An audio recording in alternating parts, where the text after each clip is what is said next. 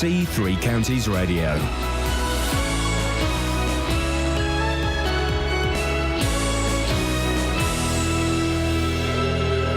It's 6 o'clock. I'm Simon Oxley. The headlines: Hertfordshire MP criticises suspended sentence for sex offender. Fundraising appeal for Watford fan tops £17,000. And danger from shopping centre tree in Milton Keynes. BBC Three Counties Radio. Hemel Hempstead MP Mike Penning is urging the Attorney-General to overturn a suspended sentence given to a man from the town for sexually abusing a child. The 19-year-old man pleaded guilty to 2 counts of sexual activity with an 8-year-old boy. More from Barry Caffrey. The man was sentenced to 15 months in prison to run concurrently for all the offences, which is suspended for 2 years, meaning he is able to live in the community. The man was handed a sexual offence prevention order and a 2-year supervision order. But Mike Penning has written to the Attorney-General to try and get the sentence reviewed, with a view to a custodial sentence being given out instead. If that was to happen, the case would be looked at by the Court of Appeal. A fundraising page set up for a Watford supporter critically injured in an attack after Saturday's match at Wolves has raised more than £17,000. Father of 2, Nick Crewis from Hemel Hempstead, was walking back to Wolverhampton train station with friends when they were attacked. Hornets supporters have criticised policing at the ground, but West Midlands police say the match was identified as only needing club security. Nick's father-in-law, Alan Betteres, says the family are praying for his recovery. Just went to a football match and it's life-changing now. It's we've all got to stick together as a family. That's the big thing. It's claimed around 300 staff working at Stevenage's Lister Hospital will have their pay cut by as much as £6 an hour in some cases. The UCAT union says the changes being introduced by G4S from April could put services under threat, but G4S says the vast majority of staff will either get a pay increase or see no changes in their hourly rate. 3 French athletes, including a gold medalist at the London Olympics, were among 10 people who've been killed during filming for a reality television programme. They died when 2 helicopters collided in a remote part of northern Argentina. Police are linking 8 knife-point robberies at shops in Luton and South Bedfordshire in the last 10 days. 3 have happened at the same shop in Albert Road in Luton, the latest being on Saturday night. Bedfordshire police are urging shop staff and owners not to tackle the 2 men involved. It's been confirmed that the oak tree that forms the centrepiece of the Midsummer Place shopping centre in Milton Keynes has died.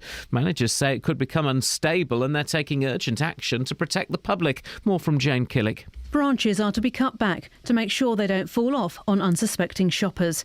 Signs will be put up to warn the public not to go near the tree, and round-the-clock security will make sure those signs are obeyed.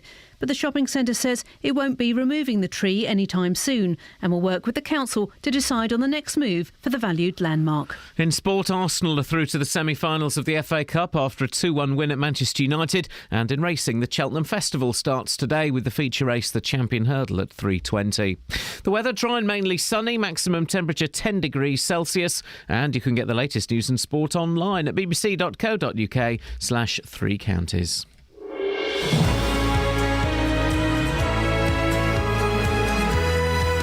Morning guys, Iain Lee, BBC Three Counties Radio. Catherine's not written me a menu, so I can't tease what's coming up on the show. I've got no idea. Catherine? Yep. No, I don't... What is... Light sentences. Yes? very serious story, actually, yeah. Heavier duties. Yeah. And kind football fans. There we go, that'll do. Headphones don't work. There's other stuff as well. I just don't know what yet. We'll get there. Lacklustre start to the show, guys. Poor.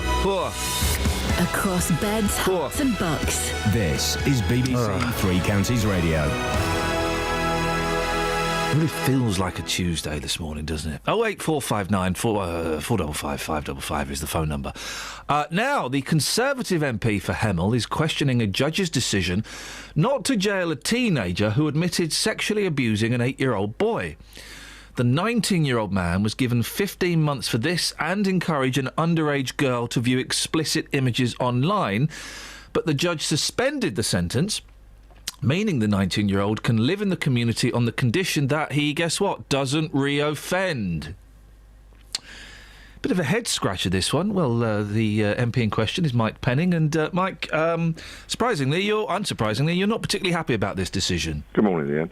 No, I think there's lots of answers that we need. The public needs to have confidence in the criminal justice system. And there may be things that you and I and your listeners don't know anything about. But he gave a custodial sentence, which sounds to be right for the sort of offences that this gentleman has been charged and convicted with. He pleaded guilty, I understand. But then suspended them. That just doesn't make any sense to me. It certainly doesn't make any sense to my constituents. Now, we're not giving this chap's name or address away. We know he's 19 years old. Do we know anything else about him, Mike? We know very, very little. And so one of the only things I can do is ask the Attorney General to look into this case. Now, if he comes back to me and says, firstly, this is a case I can't look into because there are restrictions on what cases can be sent to the Court of Appeal for leniency, or they come back and they have more of an explanation as to why this gentleman was released back in the community, perhaps we will know better. But at the moment, we're all very vague. A lot of people are worried. I mean, when I spoke to your producer last night, I hadn't had contact from the public. It was me that was doing this. But I now have had public saying to me, what has gone wrong here, Mike? How can we have any confidence in the system if this is what goes on? Do we know, and obviously we've got young ears listening, and so we have to be careful. Do we know exactly what he did? There's a restriction on there, but it's sexual activity with a minor. Right. This will be the 8-year-old. Is the 8-year-old. Yeah. So, in all cases, they're all individual, and the judge must have had some logical reason as to what he done. But for this sort of offence, and we need to send messages to others that would dream of doing this sort of offence to a child as well, for him to say, right, it's a custodial sentence, but then I'm going to suspend it and don't do it. And I'm sure there's other things out there in the probation service. We work in there's a community order there, and but we need to have confidence. And from my point of view, I spoke to the Solicitor General last night and said to him, do you think this is right that I refer this to you? And he said yes. So let's find out what they're going to say. But from my point of view, my job is to protect my constituents and for them to have the knowledge as to what's happening. And I'm assuming, Mike, that you wouldn't be against him having treatment, this 19-year-old having some form of therapy, sexual therapy, while he was in prison. Well, that's usually what happens when we're in prison. One of the reasons you go to prison is to one to give you a custodial sentence as as a deterrent. 2, so you can't do it again while you're in prison, and then 3, have treatment or rehabilitation. What we don't quite understand, and as I say, I spoke to some very, very senior legal people last night, is how a sentence like this was handed down. He did get a custodial sentence. That's the thing that's very important about it. Yeah. Custodial was given and then suspended. And I think that's where the query is from many of my constituents this morning, and probably a lot of your listeners. And it also, it does send out. It's about messages that this sends out, and it does send out the message that, it's almost worth the risk. That you can do something like this and not go to prison for it. Well, I'm a bit of a repeat offender on this situation as well, Iain, because I've appealed against many, many sentences where I have personally felt, as a dad, that the sentence has been too lenient, and sometimes I've been lucky enough to have the Attorney General agree with me and send it to the Court of Appeal, and we've had some instances where we've been successful. And sometimes they've come back to me and said, no, that particular offence you can't appeal against, or there was very legitimate reasons. And then we can repeat that to the public, and the public have confidence. So, I don't just do it, but I look at these offences, especially offences against a child, and say, this has to be a deterrent. And if it's not a deterrent, then there's something going wrong. And that's why I've done it again this time. Mike, can you let us know how you're going with this, please? Naturally, of course I will. Excellent stuff. Thank you very much indeed. That's Mike Penning, Conservative MP for Hemel.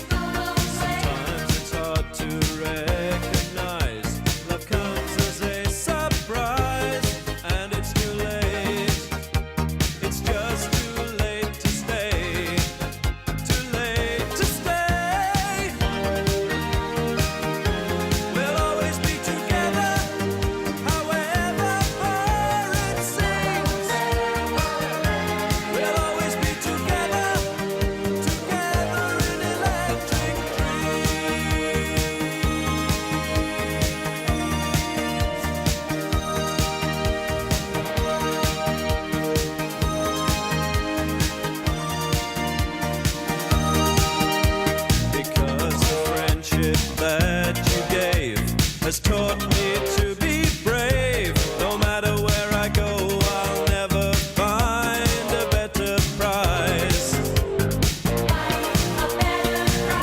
you're miles and miles away. I see you every day. I don't have to try. I just close my eyes. I close my eyes. We'll always be together, however far it seems. We'll always be together, together in electric dreams. We'll always be together, however far it seems.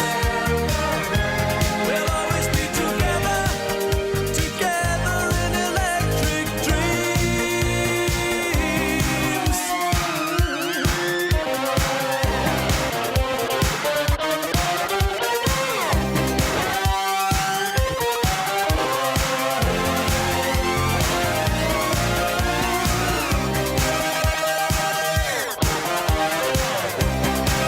Is it about a gap year?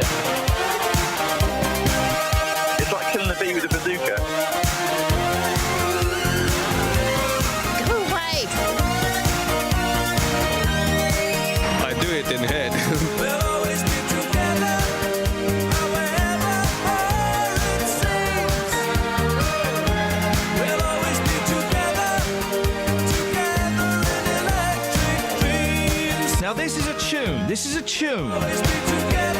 But we're not going to play it today. Teasing the audience. I'm just grabbing them there, just very gently tickling them, just cupping and tickling, because we were talking about Eurovision is approaching, okay? And do you know what? I think too long have we been cynical about Eurovision, okay? I think we've been knocking it too much, Kelly Betts, and I think it's time that we embraced Eurovision.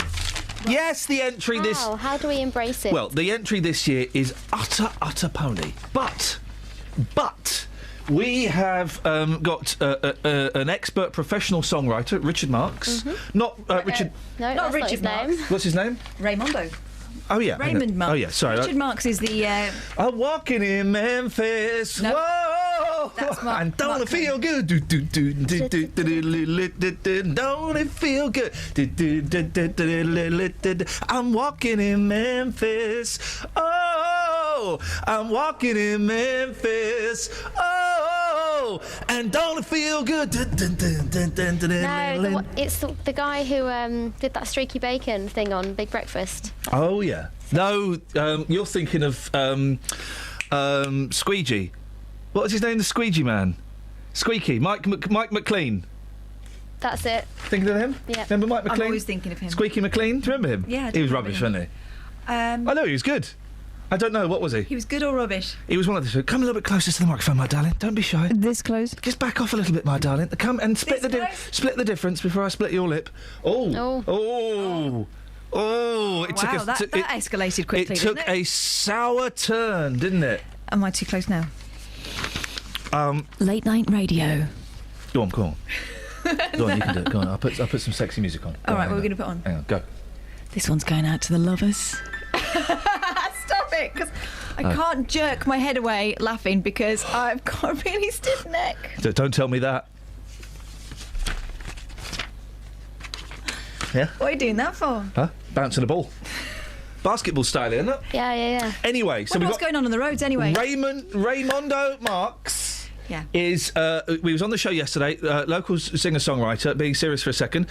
Every year he writes a song for the Eurovision. We've got what Every year they ignore his talent. Well, no, but we've got what would have been this year's entry, Danger No Stranger.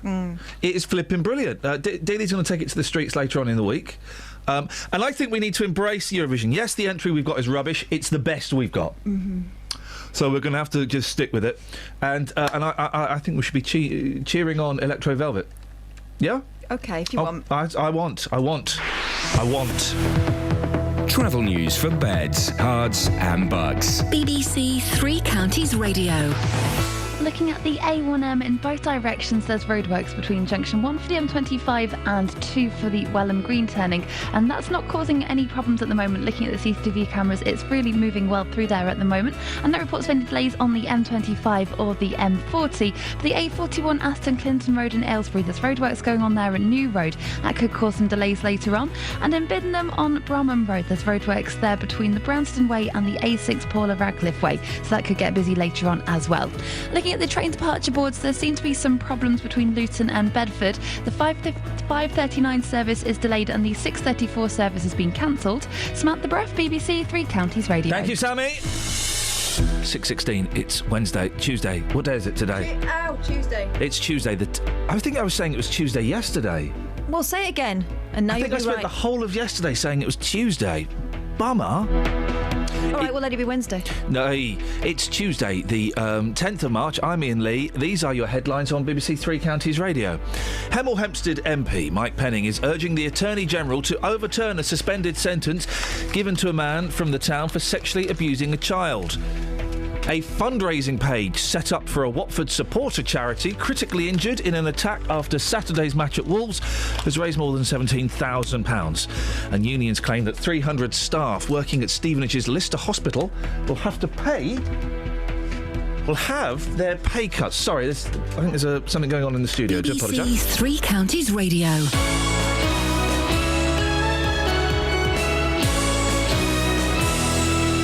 Relief is back, so get ready for a night of amazing entertainment live from the London Palladium. I offered them our local parish hall, but oh no, that wasn't good enough. A feast of national treasures like Stephen Fry, Miranda and... So, Mr. Williams. It's Williams. Why do you think you should become a national treasure? As you probably know, I'm a comedian. Really? Vicar of Dibley. Guess who's going to be a woman bishop? Oh, is it John Bishop's wife? Little Britain. Can you say quack quack? I am a university professor. Oh, then you should know what ducks say. And there's a world-exclusive sketch from James Bond. No, I can't do it. Comic Relief this Friday night from 7 on BBC One and BBC One HD.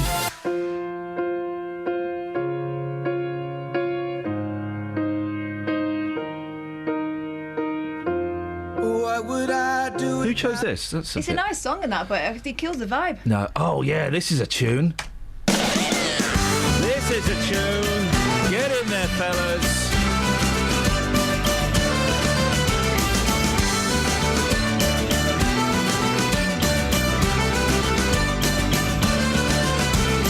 Laugh when he jokes, slap him when he chokes. It's time to give up the smokes. And oh, when he cries, don't wipe his eyes. Take the wine from the swine and remind him of his crimes. Oh, in another world, yeah, he could wear a dress. Oh, in another world, yeah, he could wear a dress. Imagine his surprise when he opened his eyes and I'd run the lawnmower over his thighs. Imagine the disturbance at the time of the occurrence when his life became a burden. We laughed at his cries. Oh, in another world, yeah, he could wear a dress. Oh, in another world, yeah, he could wear a dress. That's usually it.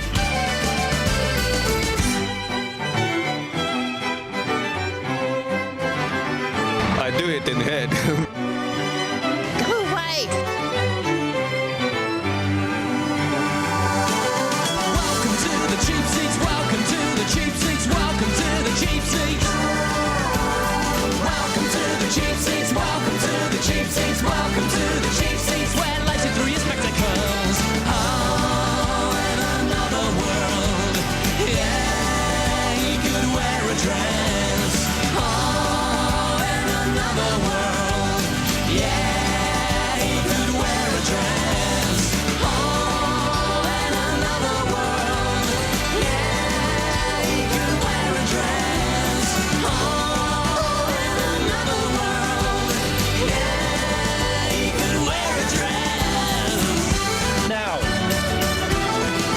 We're going to play a dangerous game. No, we're not. Do you know what? I've just censored myself. Just censored myself. Just censored myself, Kelly. In fact, I'm going to close Kelly's mic because I've just censored myself. And now you're censoring her. Yeah, I'm definitely censoring Kelly. Sorry, hello. I've censored myself from a game we were going to play. What was the game? No. Well, I can say what the game is, but we're just not going to play it. Celebrities whose names are rhyming slang. Oh, I know why. Because the lead singer of that group is called Miles Hunt. Lionel Blair. Gary Glitter. Yeah, so we're not going to play that game. That was the train of thought, was it? I had an online row with Miles Hunt, and then we made peace. He's a very, very argumentative man. Well, also, when I paid £25 per ticket to see the Wonder Stuff about 9 years ago, so they weren't anything. In fact, he was bald. He'd shaved his head. I would have thought that maybe at some point in that concert they would have played Size of a Cow and Welcome to the Cheap Seats. You know, the hits. They didn't play Size of a Cow. They didn't play Size of a Cow. They didn't play Welcome to the Cheap Seats. And we waited for... we stood through 3 encores, throncores, and they did not play the hits at 25 quid a ticket. Wonder Stuff... No, it's no wonder stuff. You're not. Wonder why you're not famous anymore. Stuff. 08459 455 555. Blunder Stuff. The Blunder Stuff. There's no Thunder Stuff. Good one. Thank you, man. Who wrote that for him? I'm glad I ended it. I'm Scott glad. Belks. Anyway, so Miles Hunt, Lionel Blair's, and Gary Glitter. Not playing it. Not playing that game at all. But you can text them in 81333. Start your text 3CR. And now, news. It claimed. I just read what's in front of me. It's claimed plans to reduce pay and working conditions for up to 300 G4S workers at Stevenage's Lister Hospital could threaten services. The UCAT union says some workers, including cleaners, could see their pay cut by almost £6 an hour. Blimey. Catherine, you've been looking into this. What is the union saying? Well, UCAT says problems began after G4S were recently re-awarded the contract to provide ancillary services at the Lister, including cleaning. Now, staff were told that their pay would be cut, their sick pay would be reduced, and holiday entitlement would also be affected. The union claims that people who work Sunday night shifts face the biggest losses, saying that their pay will be cut from £14.98 an hour to £8. Blimey. G4S dispute this. Those who work Saturday night shifts will lose at least £2, it's thought, and which may not sound like a lot, but the union says that these people who work these shifts are mainly female, many of them have young families, and these changes will make a big difference to them. What have the hospital said? Well, they gave us a short shrift when we called them yesterday, according to our reporters. A spokesperson told us that outsourcing of services like cleaning has been going on for years, and the Lister Hospital was not unique in this, and they had nothing to add. They pointed us in the direction of G4S. Well, yeah, I mean, the hospital's outsourcing, but they are the ultimate employers, aren't they? So they have to have some responsibility, I would have thought. What have G4S said? They sent us a statement saying that the new terms and conditions will enable us to increase pay for the majority of employees while providing good value for the NHS and patients at the Lister and Hertford County hospitals. From the beginning of April, employees will receive a new pay rate of at least £8 per hour, which is more than the living wage, and an increase from the current basic rate of £6.98. The current living wage outside London is set at £7.85. Now, G4S say this is not something that a range of other institutions, including the Church of England, are doing, according to recent reports. Is it now? That looks like that's been typed wrong. Are they saying it is something? Is something. Yeah, it is something that a range of other institutions, including the Church of England, are doing. And you're comparing themselves with God? I would suggest that the Church of England's cleanliness is important, but perhaps not as important as the hospitals. Spokesperson for G4S also told us that there had been an extensive consultation over this, something the union says didn't happen, and if staff don't accept the changes, they could be sacked. That's very strangely worded. I think someone's worded this wrong. I'm reading from that the union says the staff have been told that if they don't accept, they'll be sacked. Yeah. I'm reading the thing about the Church of England because they were in the papers recently for not quite paying minimum wage or something, weren't they? I don't know. It's a very confusing story. We'll have a look. Anyway, at that. don't bring the church into it. We're talking about a hospital. Exactly.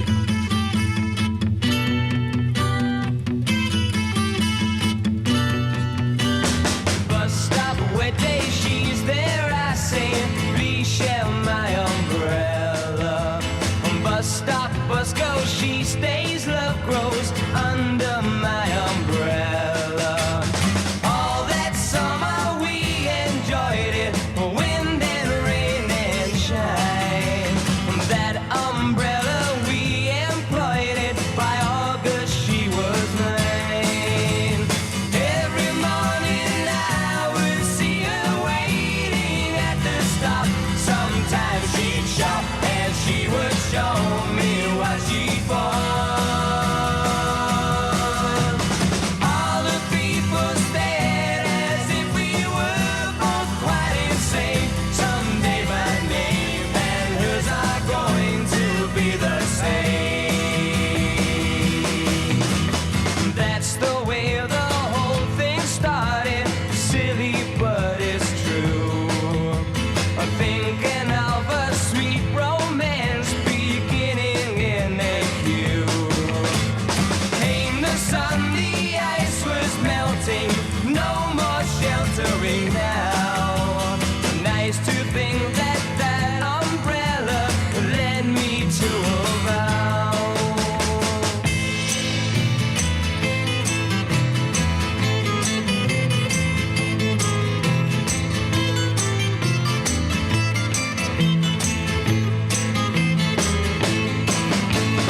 Every morning I would see her waiting at the stop. Sometimes she'd shop and she would show me what she bought.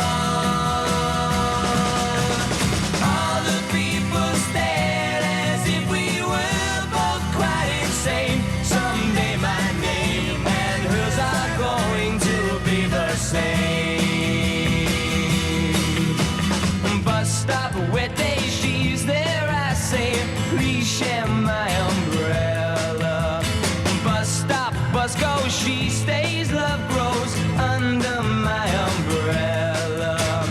All that summer we enjoyed it, wind and rain and shine.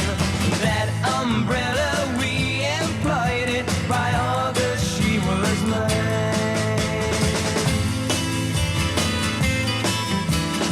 Yes, I've seen that. I've seen that. 08459.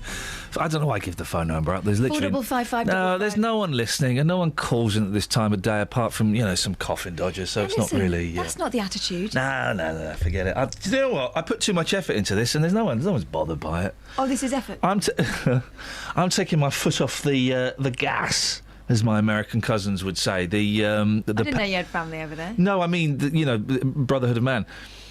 I am. You know someone from the Brotherhood of Man? Yeah, the guy with the moustache. What's his name? I thought you knew him. No, I don't know. I mean, just we're all one big. I just mean the Americans. They're related to me. Oh, for goodness sakes!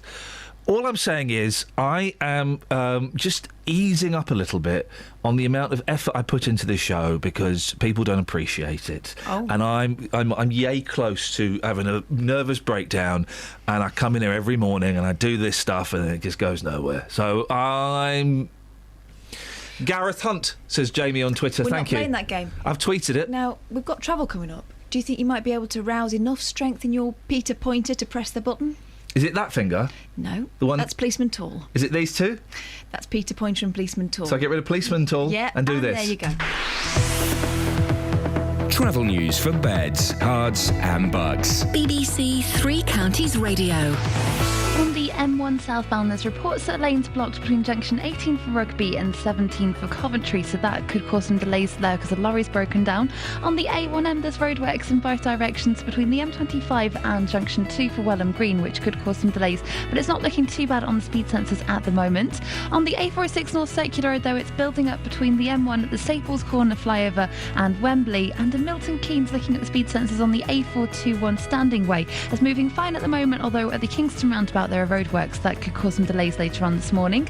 On the train departure boards, the 6:34 service from Luton to Bedford has been cancelled. Samantha Bruff, BBC Three Counties Radio. Across beds, hearts, and bugs. This is BBC Three Counties Radio.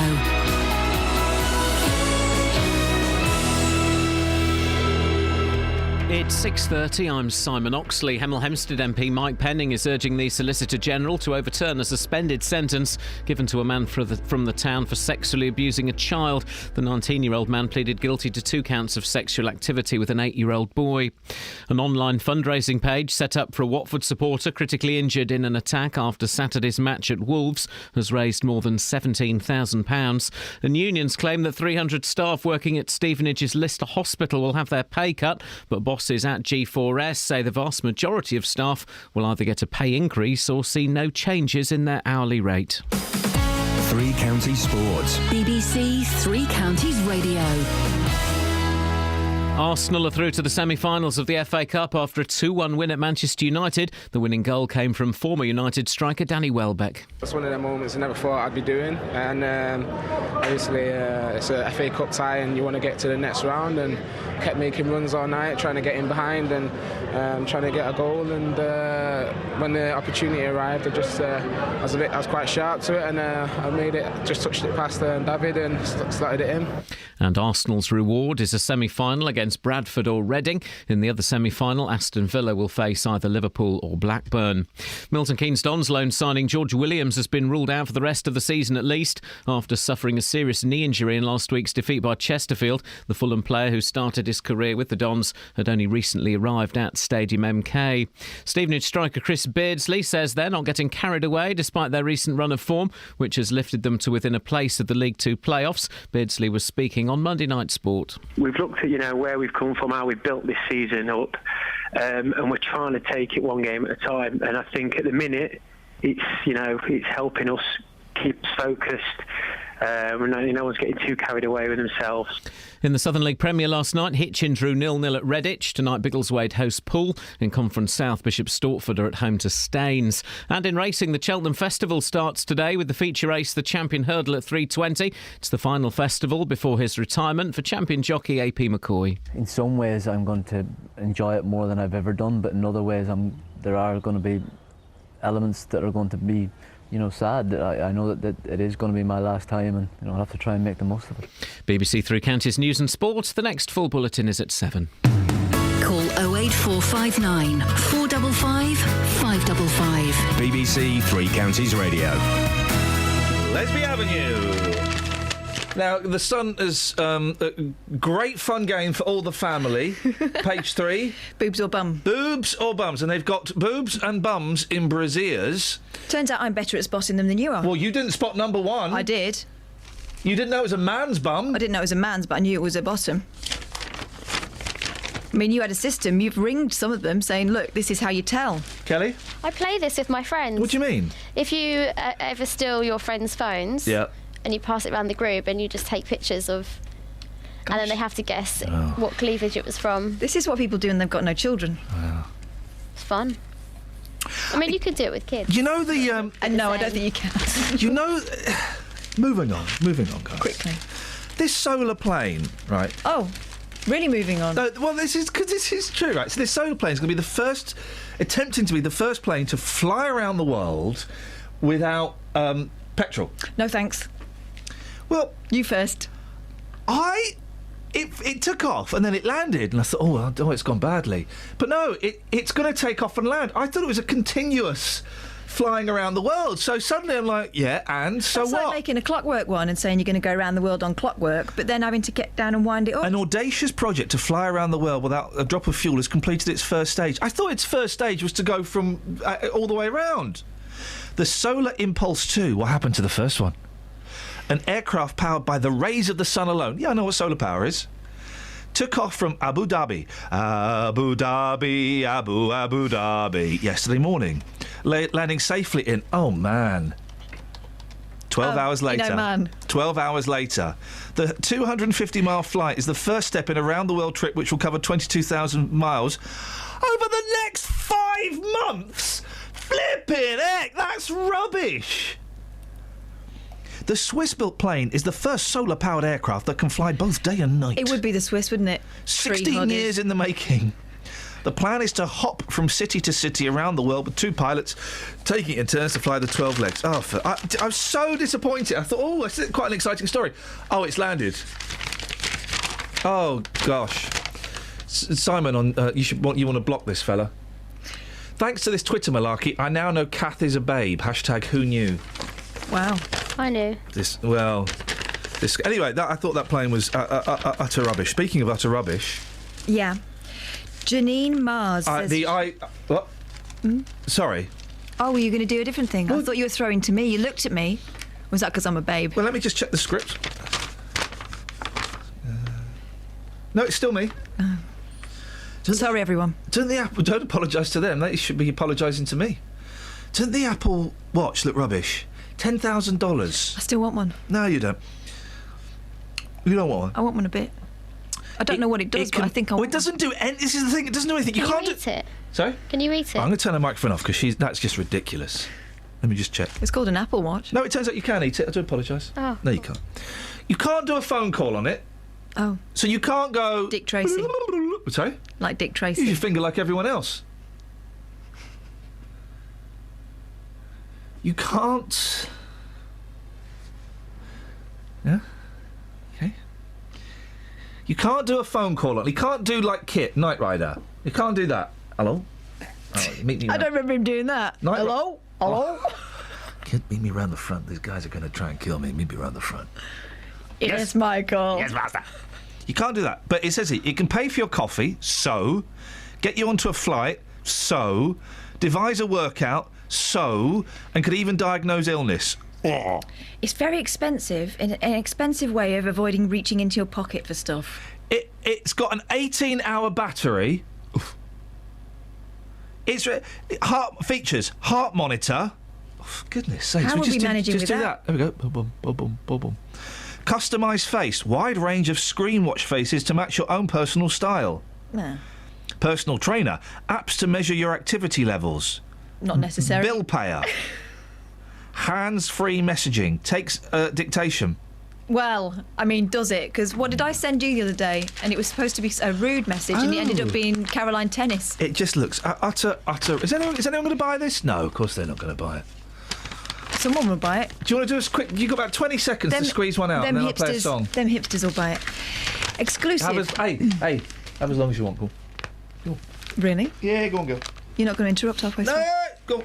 You're not going to make a rude joke? Just do it, otherwise I'm going to play the Beatles.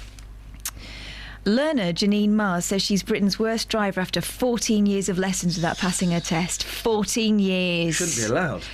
The building site manager, 31, in case you were wondering, has spent at least £5,000 on and is on her fifth instructor and has covered more than 9,000 miles. After 4 test failures, she admits driving don't come naturally. Janine of Chatham, Kent added, I can't quite master using both legs and hands at different times. I've had the same problem for 14 years. That's funny, really, isn't it? No, it's not. You're going to kill someone. The last time I tried to get an instructor, nobody would take me because they know how bad I am. It's as if I've been blacklisted. You've been blacklisted. Yeah. It shouldn't be allowed. But Janine, who's never had a crash because she can't get the car to work, has vowed to continue, saying, I've invested too much to stop. The law should step in.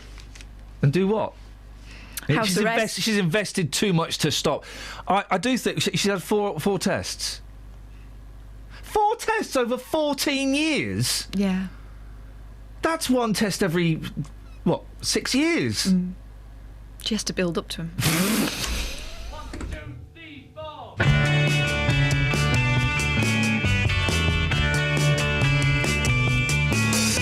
You tell me that you've got everything you want, and your bird can sing, but you don't get me. You don't get me. You see 7 wonders, and your bird is green, but you don't see me. You can't see me. When your prized possessions start to weigh you down, look in my direction. I'll be round, I'll be round.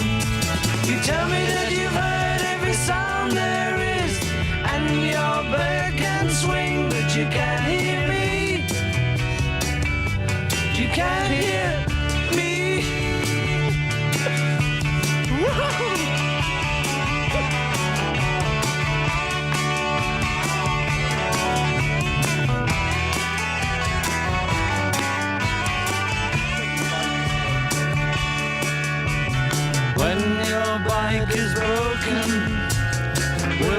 bring you down. You may be a woman, I'll be wrong. I'll be wrong.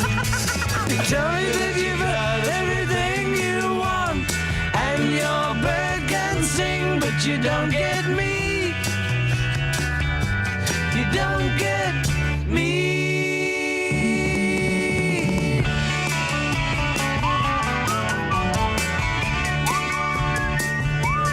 Fusée.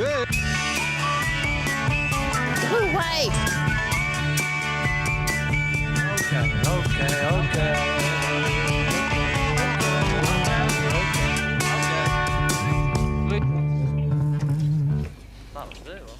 I heard a rumour the Beatles may have taken drugs.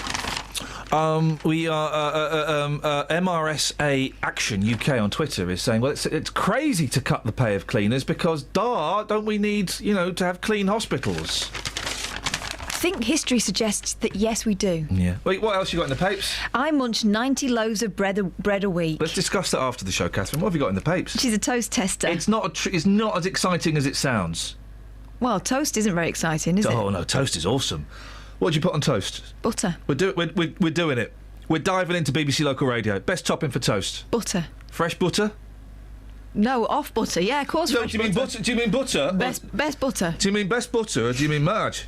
No, not Marge. That doesn't sink in right. I tell you what's the best topping on toast? What is it? Hummus. Oh, don't be disgusting. Hummus. Don't be dirty. Hummus. You get a nice, thick, crusty granary bread, you toast it and you slather it in hummus. No, delicious, not disgusting. Gritty, that's going to be. No, it's beautiful.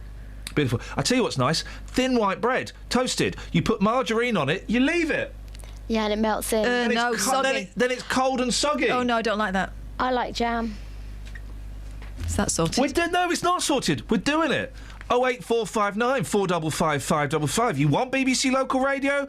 You've got BBC Local Radio. What's the best topping for toast?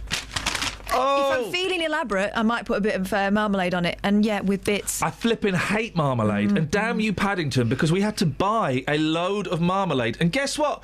The boys didn't like it. I knew they wouldn't like it. Nobody likes it. Did you get it with shreds in? We tried different ones. Don't be an idiot. You've got to get it without for children. They're not used to it. No, it's a horrible taste. No, it's nice. I like hummus. Oh, Marmite. Oh. Yeah, I do like Marmite. Oh, a bit of Marmite. Bit of cheese, bit of cheddar cheese. 08459 455 555. Do you know what my sister puts on top of her cheese on toast? Worcester sauce. She's a very classy lady. I'd like to take her out on a date and we'd go to a Welsh rabbit restaurant. She don't like you.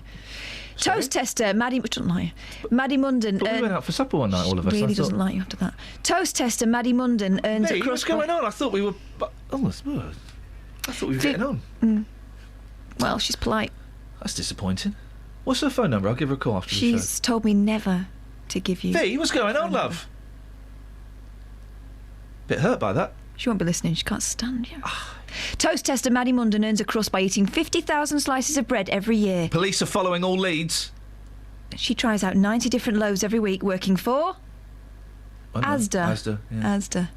Oh, that's it. It's a job, isn't it? Scott says 2 slices, 1 Marmite, 1 honey, alternate bites. Oh! No, I don't like honey either. I'm not really a fan of preserves. Is honey a preserve? Yeah. No. I think... Is it a conserve? No. It's a juice, isn't it? It's bee juice. Bee juice. It's bee wee. I was going to say bee semen, but that would be inappropriate. Don't say that. Well, but it virtually is. Don't think No, but it's bee juice, isn't it? Because honey is chewed up pollen, then they spit it out. Bee spit. They've invented, this is true, they've invented, what do you call the thing, a bee house? A hive. With a tap on it. No, they haven't. I swear to God this is true. It was in the papers last week. They've invented, what was it again, bee house? A beehive. With I'm doing my best. What do you call a bee house? Well, don't work with me because I've not got your accent. No. All right, Kelly. No, forget that. This is important. I need you to do it like... What do you call a house that bees live in? Hang on 1 second. Hive. No. What? Say the full thing. Beehive. Oh, no, you beehive. You idiot. What? Yeah. Travel news for beds, cards and bugs. BBC Three Counties Radio. On the M1, it's looking busy. Southbound between junction 10 for the Luton Airport Spur Road and 9 for Redbourne, it's looking quite slow. And also southbound between junction 18 for Rugby and 17 for the M45. There's a lorry broken down, which is blocking a lane. On the M25 anti-clockwise, it's starting to build up between junction 21 for the M1 and 19 for Watford. And on the North Circular Road as well, that's looking very slow between the M1 Staples Corner flyover and Wembley. Looking at the speed sensors in Milton Keynes, and it's all moving fine so far this morning. The A41 Standing Way hasn't got any delays yet around the Kingston roundabout, but expect them later on today. And no reports of any problems at the moment on the trains. Samantha Breath, BBC Three Counties Radio. Samantha, thank you. And thank you, Martin, on Twitter, who suggested Eartha Kitt. Stop it! If you've just tuned in, I'm not going to explain the game we're playing, but it's very, very naughty. And I've just shown Catherine a picture of a beehive with a tap on it. Yeah. What do they call the house that bees live in? Beehive. Oh, you beehive. Cheeky. This is why my sister doesn't like you. Oh. 6:46. It's Tuesday the 10th of March. I'm Iain Lee. These are your headlines on BBC Three Counties Radio. Hemel Hempstead MP Mike Penning is urging the Solicitor General to overturn a suspended sentence given to a man from the town for sexually abusing a child. A fundraising page set up for a Watford supporter critically injured in an attack after Saturday's match at Wolves has raised more than £17,000. And unions claim that 300 staff working at Stevenage's Lister Hospital will have their pay cut. Let's get the weather. Here's Jen. Jen?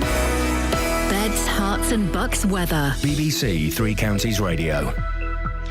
Hello there, good morning. We're looking at a fine and dry day, a lovely spring-like day. In fact, plenty of sunshine, gin clear skies for many of us.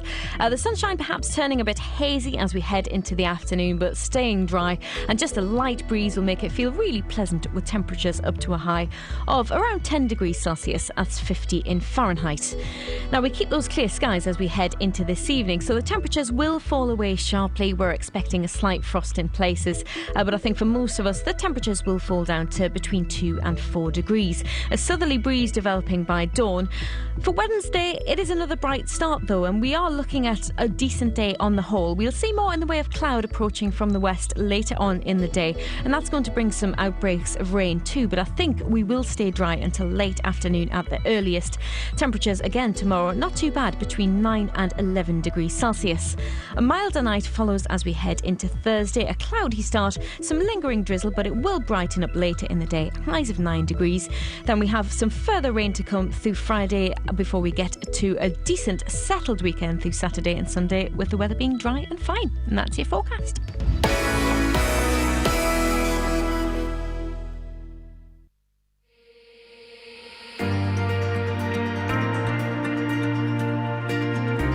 Oh, sorry, that should have been this. Every weekday morning. Coming up at 9 on the Big Phone In this morning, is it a good idea to make jobless teenagers work for their benefits? How would you like this country to stand up to President Putin? Are you surprised to see British people being blatantly racist? The JVS Show. I think we've got to get over this issue about racism doesn't exist. It has existed. It will probably carry on existing. What I wanted to say is they've got this completely the wrong way around. You know, that is also true. That is also true. You will always get some, but they are such a minority. I think the man's a buffoon. Get him up, get him out of bed, give him a sense of purpose. The JVS Show. Do you think we have got to, as a country, start taking this issue more seriously? Every weekday morning on BBC Three Counties Radio.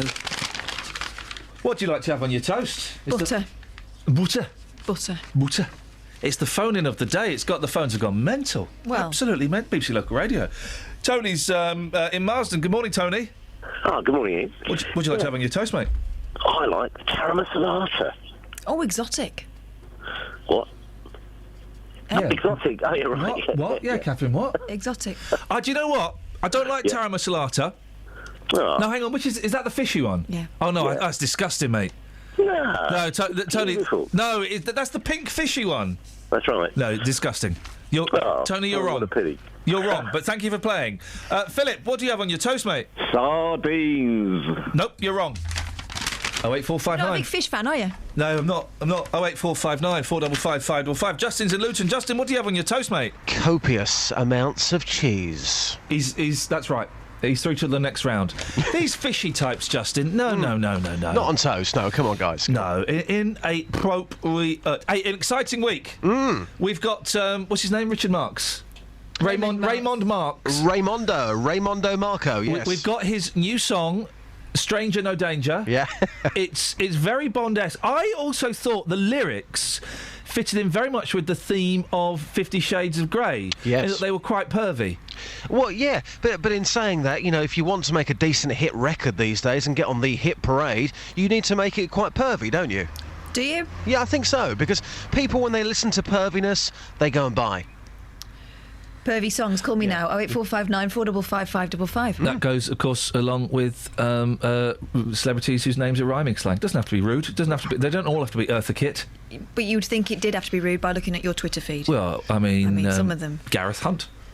Yeah. Says Abby. Gosh. Justin. Yes. Hey, Justin? What's that thing that what would you call a bee house?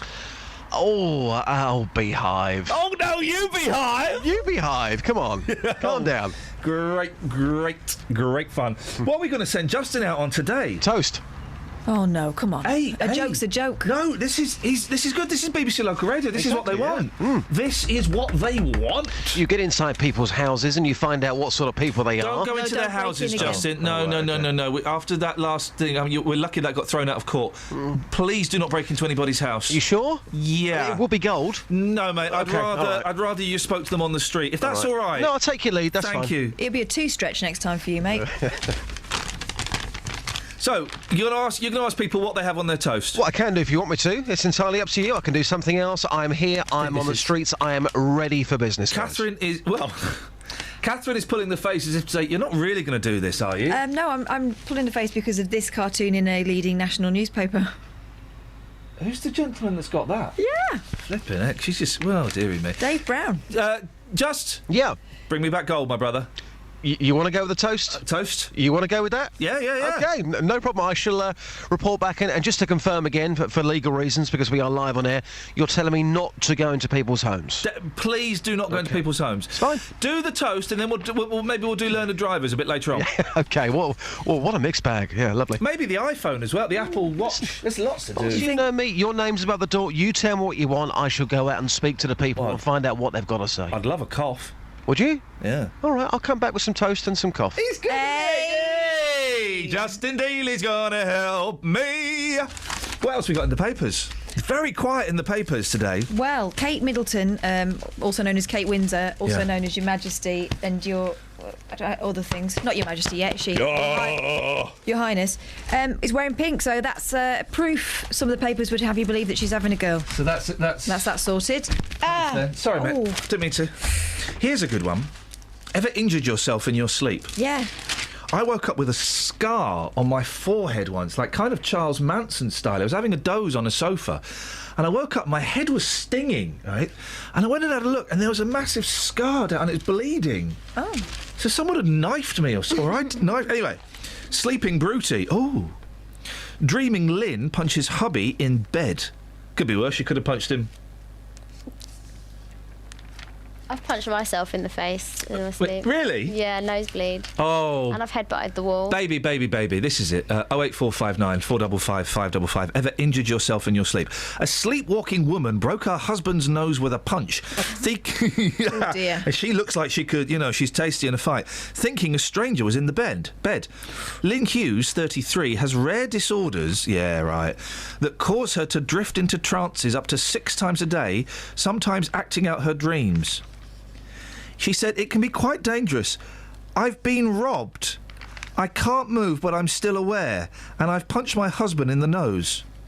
Husband Richard, 32, said, I woke up and there was blood everywhere. My nose was broken. And I had a big black eye. Brilliant. Lynn of Mould, North Wales, added, it's changed my life now completely. I don't go out alone. Do the voice. North Wales. I'm from Wales. Oh, it's changed my life completely. I don't go out alone now anymore. Gosh, it's like... But why doesn't she go out alone? Don't understand. In case she punches her husband in the eye. She won't be asleep. Yeah, but she'll be awake. 08459 455 555. Have you injured yourself in your sleep? Have you got anything? Stiff neck. No, I meant... My mic's open. Might want to close it. Enjoy it, baby. Still open. Oh! Jimmy Riddle, thank you. James Blunt. And Henry Halls.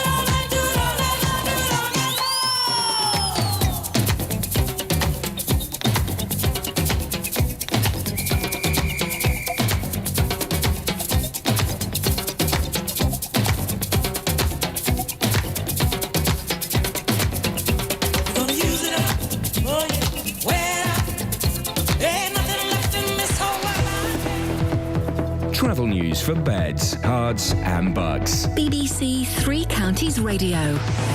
On the A1 southbound, the entry slip road at the M25 junction 23 is partially blocked by a lorry that's broken down. And looking at the A1M southbound, that's looking very slow around junction 7 for Stevenage. The M1 southbound is reported to be stop-start between junction 11 for Dunstable Road and 9 for Redbourne. And on the M25 anti-clockwise, it's looking very slow on the speed sensors from junction 17 for Maple Cross towards junction 16 for the M40. Looking at the train departure boards, though, there are no delays showing up at the moment. Samantha Bruff, BBC Three Counties Radio. Sammy? Yes? You got any food? Well, I've got a big steak sandwich. What? Yeah. Do you want some? A steak sandwich? For breakfast. You go, girl. That is hot. Respect. From her picture, she looks so fragile and frail. She's having a steak sandwich for breakfast. Speaking of breakfast, what do you like to have on your toast? Butter. And what do you call a house that bees live in? A beehive. Oh, no, you beehive! Local and vocal across beds, hearts and bucks. This is BBC Three Counties Radio.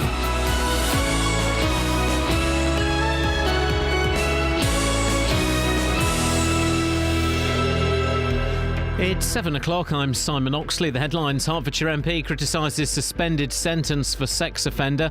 Fundraising appeal for Watford fan tops £17,000. And danger from shopping centre tree in Milton Keynes. BBC Three Counties Radio. Hemel Hempstead MP Mike Penning is urging the Solicitor General to overturn a suspended sentence given to a man from the town for sexually abusing a child. The 19-year-old man pleaded guilty to 2 counts of sexual activity with an 8-year-old boy. More from Barry Caffrey.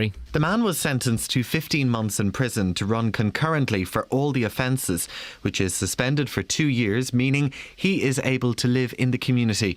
The man was handed a sexual offence prevention order and a 2-year supervision order. But Mike Penning has written to the Attorney General to try and get the sentence reviewed, with a view to a custodial sentence being given out instead.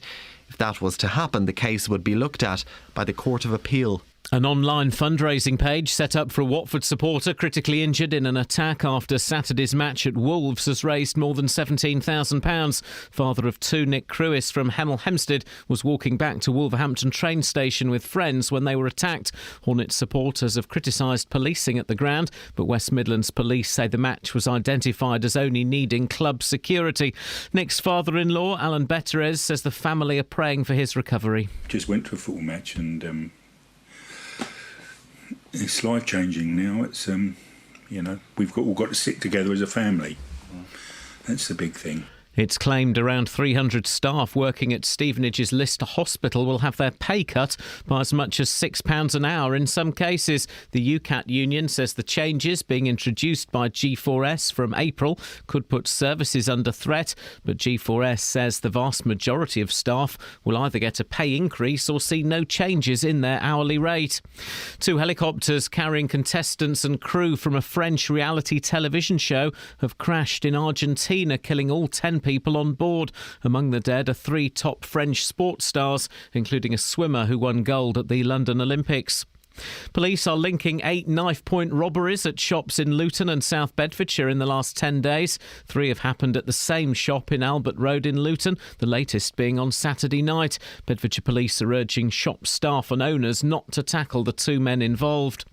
It's been confirmed that the oak tree that forms the centrepiece of the Midsummer Place shopping centre in Milton Keynes has died. Managers say it could become unstable. They're taking urgent action to protect the public. More from Jane Killick. Branches are to be cut back to make sure they don't fall off on unsuspecting shoppers.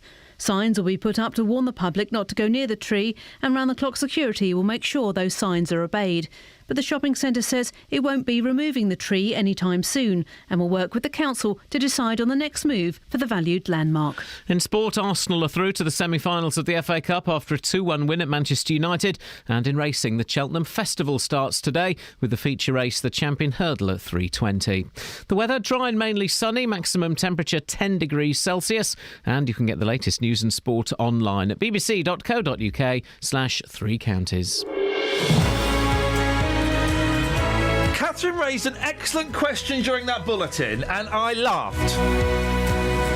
And then I thought, do you know what? She's got a really good point. This story about this tree in Milton Keynes. In a shopping centre. I saw it on the Facebook page and all online yesterday, and I was left thinking, OK, and the point is, and then you just asked, who cares? Who does it? And maybe we're completely misjudging the vibe. If you cared about that tree, you wouldn't have put it in a shopping centre. No. Didn't they build the shopping centre? We'll build it a bit to the left, let the tree be. Whoa! I don't. Where is it? This tree? Right in the middle. So have we seen it? Yeah, you know the new end. You know where you went to buy your shirts? Yes. Just along there. OK. All right. Oh, yeah, OK. I must have walked past it. OK, well, that's how little it's meant to me. I've been in there several times and I've not seen it. Who cares? Oh, are we... Well, yeah, OK. This tree in Milton Keynes Shopping Centre... What about all its brothers and sisters that got chopped down? For goodness sakes. This tree in the Milton Keynes Shopping Centre, who cares? And I don't mean that as in, I don't mean that to be dismissive. I'm just literally, who cares? Do you care? 08459 455 555. Is it one of those stories that we, and by we I guess I mean the media and the BBC, kind of think, oh, people must care about this, so we better do it, but everyone's there shrugging their shoulders. I don't know. I might be completely misjudging the mood on this one. 08459 455 555. The old tree in Milton Keynes Shopping Centre. Who cares? injured yourself in your sleep. We're BBC Local Radio. What do you have on your toast, guys? And texting in on Twitter only, celebrities' names that are rhyming slang. Eartha Kitt, Jimmy Riddle, James Blunt. 08459 I thought you'd like that, Jonathan. 08459 455 555. Across beds, hearts and bucks. This is BBC Three Counties Radio. You can text in as well, 81333. Start your text 3CR if you want to. Catherine, get the text machine up. We'll come to look at some texts. We might need a little... we might need a little moment of lightness after what is actually a pretty grim story. A teenager from Hertfordshire has been spared jail despite admitting sexual activity with an 8-year-old boy. The judge chose to suspend his 15-month sentence, meaning he can return to the community on the condition that he doesn't reoffend. Well, now the Conservative MP for Hemel Hempstead, Mike Penning, is referring the case to the Attorney General to see if a stronger sentence can be laid down. Joined now by John Bird, who's Operations Manager with the National Association for People Abused in Childhood, NAPAC. John, this sentence, does it surprise you? Good morning. Yes, well, it is a bit strange, isn't it? You would think that somebody who is clearly a proven danger to young children would be given a custodial sentence. So it's a bit odd, but, I mean, I think, with a 19-year-old there might be exceptional circumstances, and, I don't think we've seen all of the details around the case. It might be because, of prison overcrowding. There are all sorts of, pressures on the criminal justice system, but on the face of it, it's a bit odd. And you're right to highlight, we don't know the full details, but the headline is a 19-year-old admitted 2 indecent acts with an 8-year-old, and it's... Yeah. This is going to sound weird. No, it's not going to sound weird. It is slightly different, I suggest, from a 19-year-old having indecent acts with a 15-year-old as it is with an 8-year-old. There is a huge gap. Not saying that a 19-year-old and a 15-year-old is right. Of course, it's not. It's wrong. But there is a huge difference, isn't there? Absolutely, yes, and I think that is in the law. That the 2003 Sexual Offences Act does, make it quite clear that there has to be a sort of an escalation of the sentencing when there's such a big age difference. So it is very odd. Yes, we need to see more details. We know, and most of us know, and if we didn't, 3 years ago, we're sort of learning now that any form of inappropriate sexual contact as a child can have adverse effects that go on for decades, unless the help is given. That's right, yes.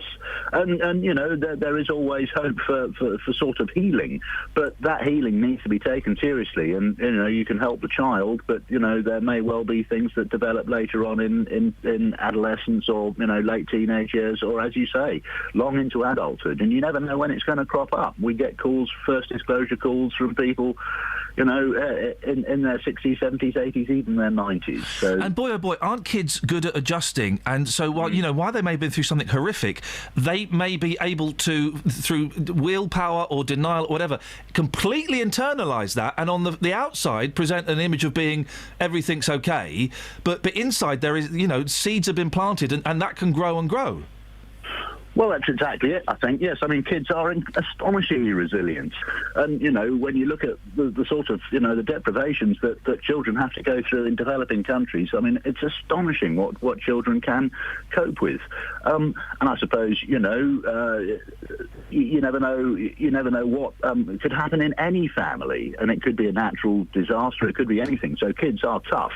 But when it's something that's done deliberately like this by a criminal who's just out to, reward some kind of desire in themselves, it's a dreadful way to behave, to do that deliberately. What sort of message do you think a sentence like this sends out to other potential offenders and victims, John?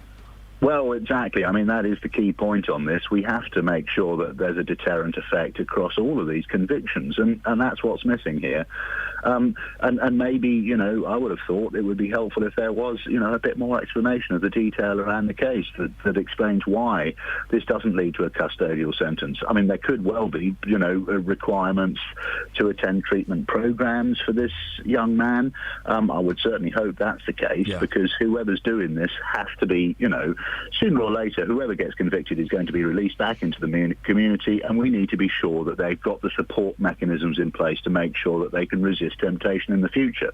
Now, that's got to be, number one priority has to be child protection, and we hope that that's what's in place. But we, from what we've heard, from what you told us, there's no indication of that here.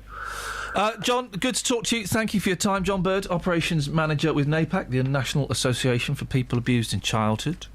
08459 455 555. This is Iain Lee on BBC Three Counties Radio. Yeti, Lesbie Avenue. Catherine Boyle. Who cares about the tree? I Hang do. on, let me set you up. Let's go to the Texas.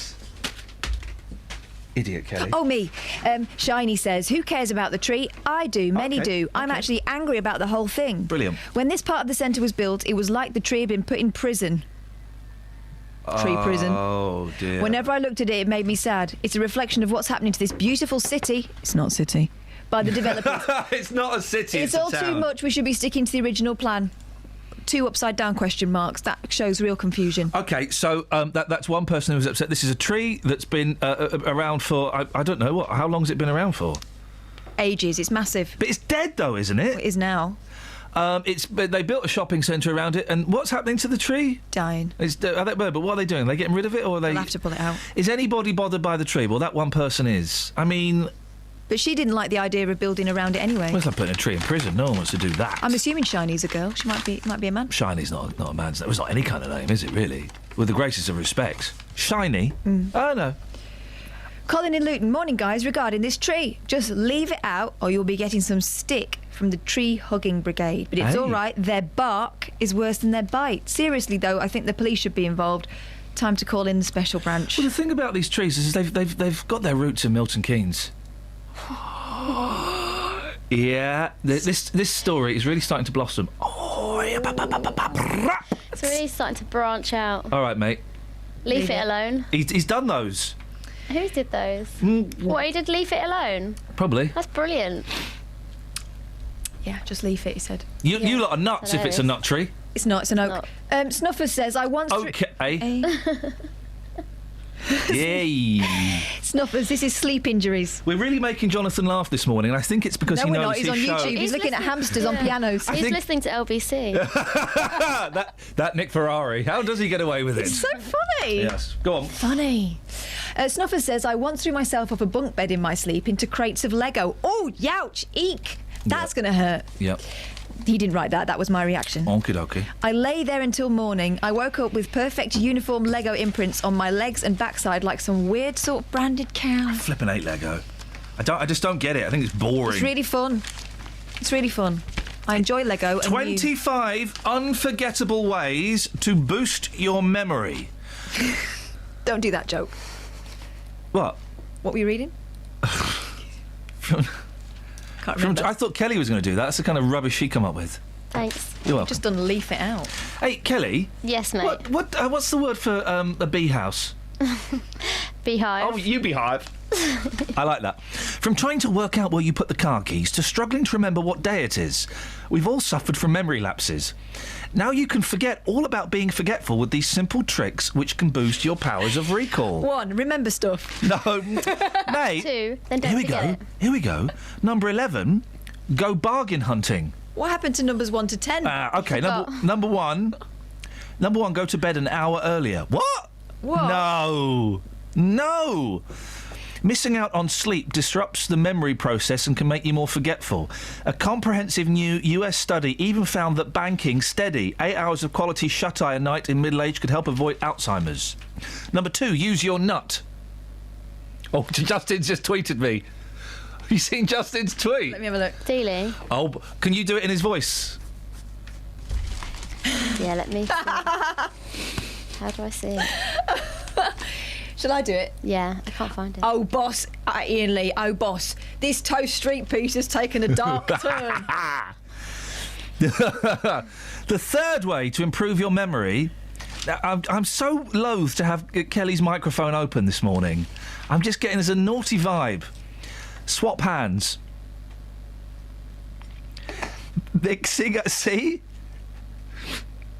Mixing up everyday activities could keep your brain in good Can you shape. just answer the phone, please? Stop that.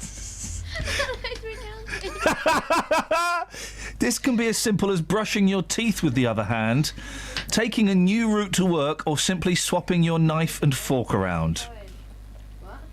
These small changes force your brain cells to adapt and communicate, giving them a good workout and preventing them dying off prematurely. You don't want that. You don't want that at all. Travel news for beds, cards and bugs. BBC Three Counties Radio. On the A1 southbound, the entry slip road from the M25 junction 23 has been partially blocked by a lorry that's broken down. It's starting to cause some slight delays. On the A1 Great North Road, it's starting to look slow between the St Neots junction and the Black Cat roundabout through the roadworks. And in Hemel Hempstead, looking at the speed sensors on the A41 southbound, it's looking very slow from Two Waters Road down to the M25 junction 20 at Kings Langley. And on the motorways, the M1 towards London has queues because of an accident that's been moved to the hard shoulder though at junction 9 for Redbourne. But those delays are from junction 10 for the Luton Airport Spur Road, and on the M25 anti-clockwise it's very slow between junction 17 for Maple Cross and 16 for the M40. No reports though of any problems on the trains. Samantha Bruff, BBC Three Counties Radio. Sammy? Yes? We know you're a steak sandwich kind of girl, but what do you like to put on your toast? Peanut butter and jam. Together, mixed up in a mush. Hey, so good. Before you go, Sammy, sorry, one thing. I'm trying to remember. What do they call a bee house? A beehive? No, you beehive! She won't get that. She didn't get Elaine. I hate peanut butter. I really loathe peanut butter. It's nice. Crunchy or smooth? Either. Crunchy by preference, but I won't turn it down. It's disgusting. 7:17. It's Tuesday, the 10th of March. I'm Iain Lee. These are your headlines on BBC Three Counties Radio. Hemel Hempstead MP Mike Penning is urging the Solicitor General to overturn a suspended sentence given to a man from the town for sexually abusing a child. A fundraising page set up for a Watford supporter critically injured in an attack after Saturday's match at Wolves has raised more than £17,000. And the oak tree that forms the centrepiece of the Midsummer Place shopping centre in Milton Keynes won't be removed despite the fact it's died. We're asking, is anyone bothered about this tree? BBC Three Counties Radio.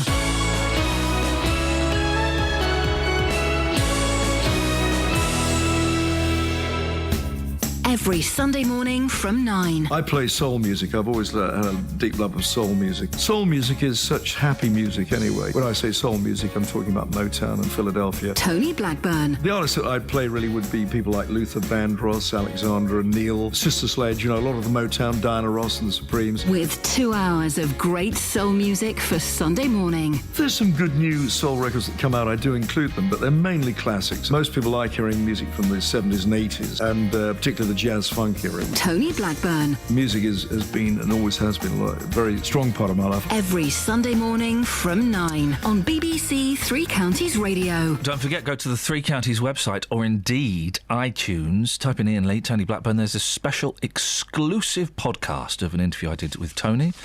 You can find out his connection with Stevie Wonder and also why he hates Frankie Valli so much. And that's not an exaggeration. He actually hates Frankie Valli. With a passion that physical passion. Could make him raise a knee.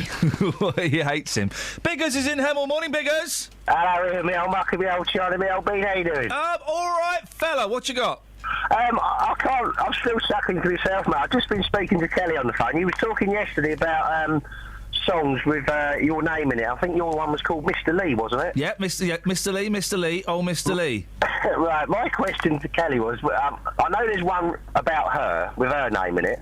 Is there one with Catherine? She said, I don't know. We'll ask Iain. She said, what's my one called then? I said, well, it's called Kelly, obviously. What song is... How does it go, Biggers? It's a... Oh, I ain't got to sing it. It's a Del Shannon song, and it's actually called Kelly. She just made me laugh because she said, what's it called? Well, go on then. I don't know it. Give us a bit. Give us a snatch of Kelly. Can you not find it on your computer? No. I don't want to sing it. It's embarrassing. Biggers. Come on, Biggers. Oh. No, it's... Oh, good. Sonny was listening. You can't do the other thing unless you sing it, Biggers. All right. Will this go on the podcast then, Ian? Might do. We'll see. All right. Okay. Kelly and I meet secretly. We stay out of sight. When we're in each other's arms, we know it isn't right. Yeah, that won't make the podcast, no. Cheers, mate. No, that was terrible. Thank you, Biggers. 08459 455 555. He was reticent, but once he got into it, I mean, He's he not really got a did bad give it voice. a little bit of tremolo. He's not got a bad voice. That was actually all right. Close your eyes. And I'll kiss you. No. No. Close your eyes. Give me your hand. No. Kelly. No. Close your eyes. Count to 10. No. Close your eyes. What for? It'll help you remember. Can't recall where you left those keys? Shutting your eyes for a short time could help you... Don't do this if you're driving. They're probably in the slot.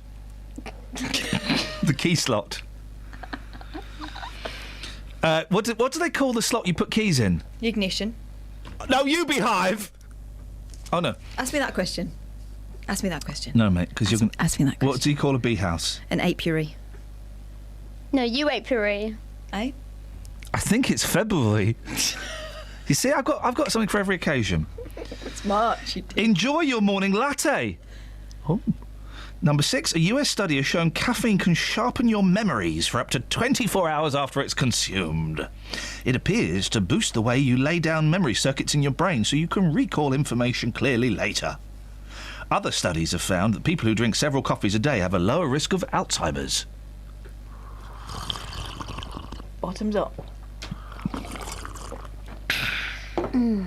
That's that sorted. I do make a good coffee. Thanks very much. Across beds, hearts and bucks. This is Iain Lee. BBC Three Counties Radio. Whoa, yes. Now, it's claimed that plans to reduce pay and working conditions for up to 300 G4S workers at Stevenage's Lister Hospital could threaten services.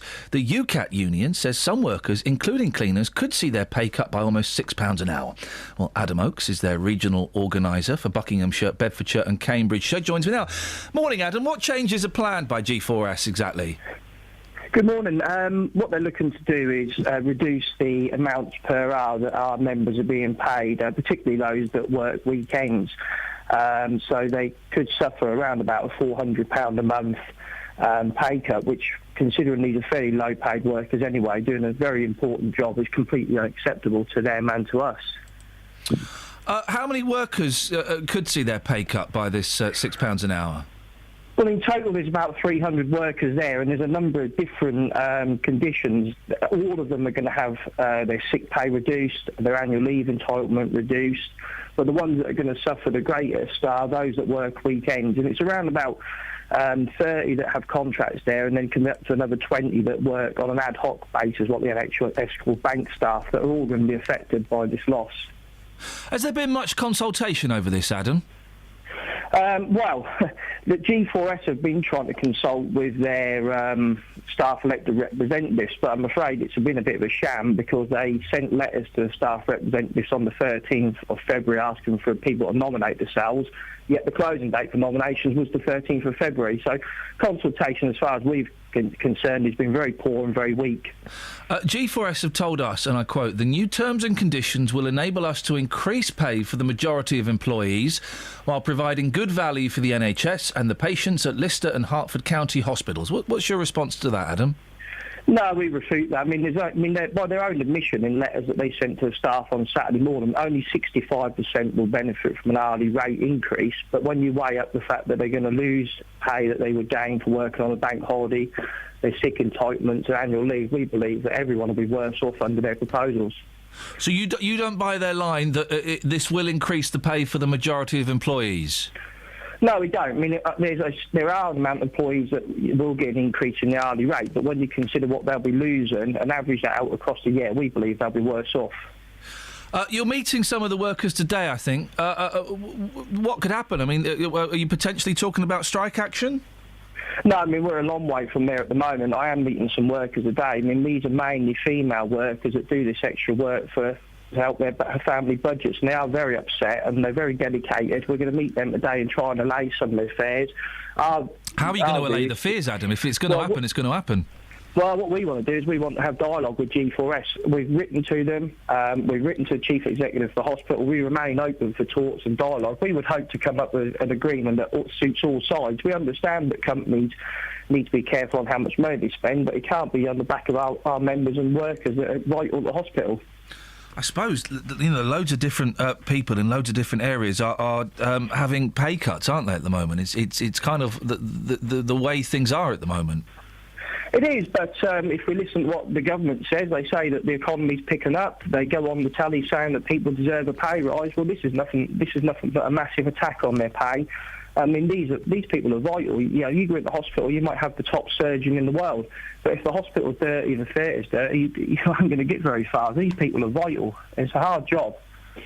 It certainly is. Adam, I really appreciate your time this morning. That's Adam Oakes from the UCAT Union. Call 08459 455 555. BBC Three Counties Radio. Now, I've heard this one before. Floss daily. Because there's a link, isn't there, between bacteria in your mouth and Alzheimer's. When you're pregnant, that's why you get free dental care. I have never been pregnant. That's why you get free dental care. I have never been pregnant. Well, I have, a couple of times. Floss daily. On purpose. I used to go to school with a girl called Floss Daly. Did you? Oh, no, I'm thinking of Tess Daly and she's on the telly. Poor gum... I've never met her, I have. Poor gum health could damage your brain. Studies have found people with gum disease tend to score lower in memory tests. Because they forgot to brush their teeth. Yeah, that's kind of... Here we go. There's a fun one. 21. Yeah. Go for a giggle. Laughing more can boost your memory. Right. Someone come and tickle me. One of you girls come and tickle me. Do you want me to? Yeah, come on, and I'll loosen up. I've put my shoulder out. Come and tickle me, Kelly. What are you doing? Why are you undoing your trousers? Well, I think you're going to tickle me. No. Well, there's no point in doing this then. Wow, that's a tribunal right there, and I'm witness to it. It's helping my memory. No. I was going for a giggle. I hope I forget that. Awkward. Wow. I know. He's never done that on air before. I know. It's normally just in the office. Just kind. Eat more curry. It's number 16. Eat more curry. Wow. India. India has one of the world's lowest rates of Alzheimer's disease, and scientists believe this could largely be down to the amount of spices consumed. Sorry, you lost me at tickle this. Would you like to have a go? No. On my tickle stick? No. No? No. This webcam isn't on, is it? Yeah. Blimey. Travel news for beds, cards and bugs. BBC Three Counties Radio. On the A1 southbound, the entry slip road from the M25 at St Albans is partially blocked by a lorry that's broken down at junction 23 for the A1M. In Amersham on Gore Hill, that's looking very slow between the A413 and the A40 London Road. And looking at the M1 towards London, they're accused because of an accident at junction 9 for Redbourne. It has been moved to the hard shoulder, but it's causing delays from junction 11 for Dunstable Road. On the M25 anti-clockwise, it's very slow from junction 24 for Potters Bar to 23 for the A1M. There's no reports of any problems, though, on the trains. Samantha Bruff, BBC Three Counties Radio. Sammy, thank you very much indeed. Kind of a mixed show today. Hey, we're local and vocal. What do you spread on your toast? We'll hear from Justin Dealey in a bit. He's taken to the streets. Apparently, it's taken a very dark turn. Also, this tree in Milton Keynes shopping centre. Are you bothered by it? I'm not being flippant. It's one of those stories that's made me think, are we just doing this because we feel we're supposed to be doing this story? Or actually, are people outraged? And on text and Twitter only, we're not risking your phone calls on this. Celebrities whose names are rhyming slang. Lionel Blair's, Eartha Kitt, Gary Glitter. 81333. Start your text 3CR at Iain Lee or 08459 455 555. Let's get the news. Here's Simon. Across beds, hearts and bugs. This is BBC Three Counties Radio.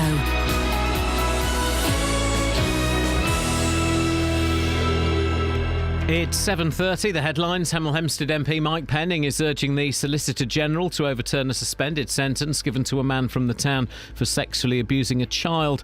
A fundraising page online set up for a Watford supporter critically injured in an attack after Saturday's match at Wolves has raised more than £17,000.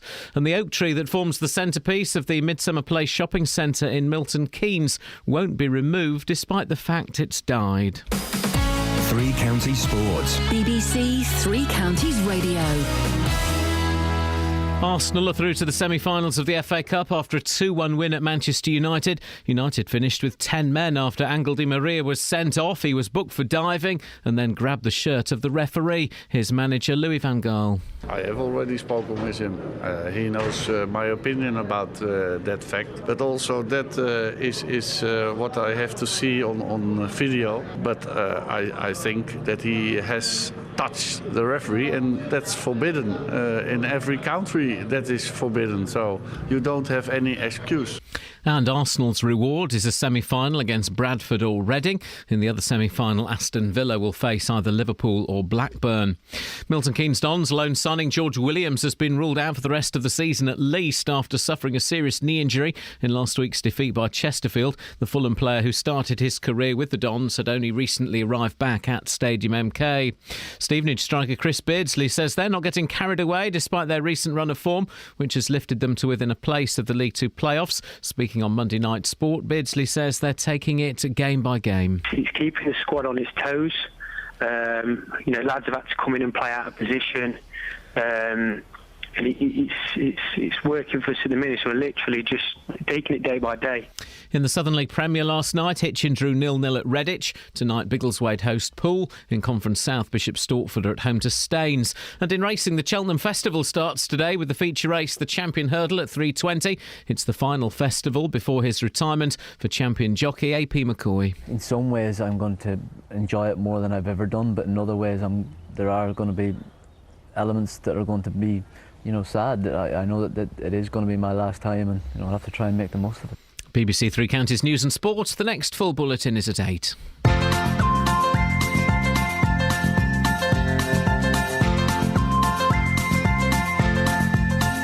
There's a voice that keeps on calling me. Down the road is where I'll always be. Every stop I make a new friend. Can't stay for long, just turn around and I'm gone again. Maybe tomorrow I'll wanna settle down.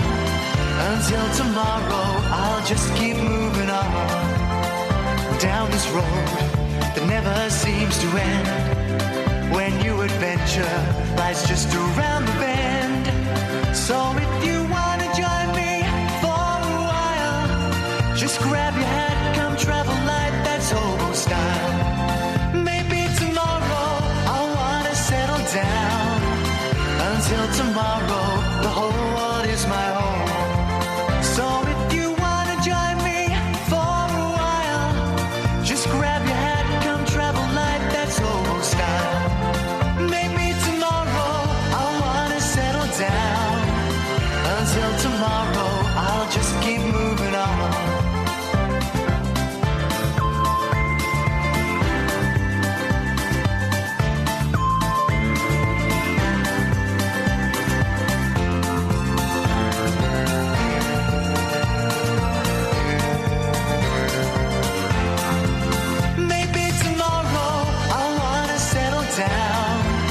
Until tomorrow, I'll just keep moving on.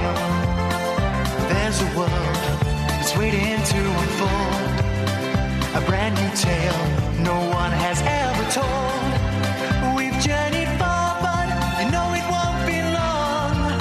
We're almost there and we've paid our fare with a hobo song. Maybe tomorrow I'll wanna settle down.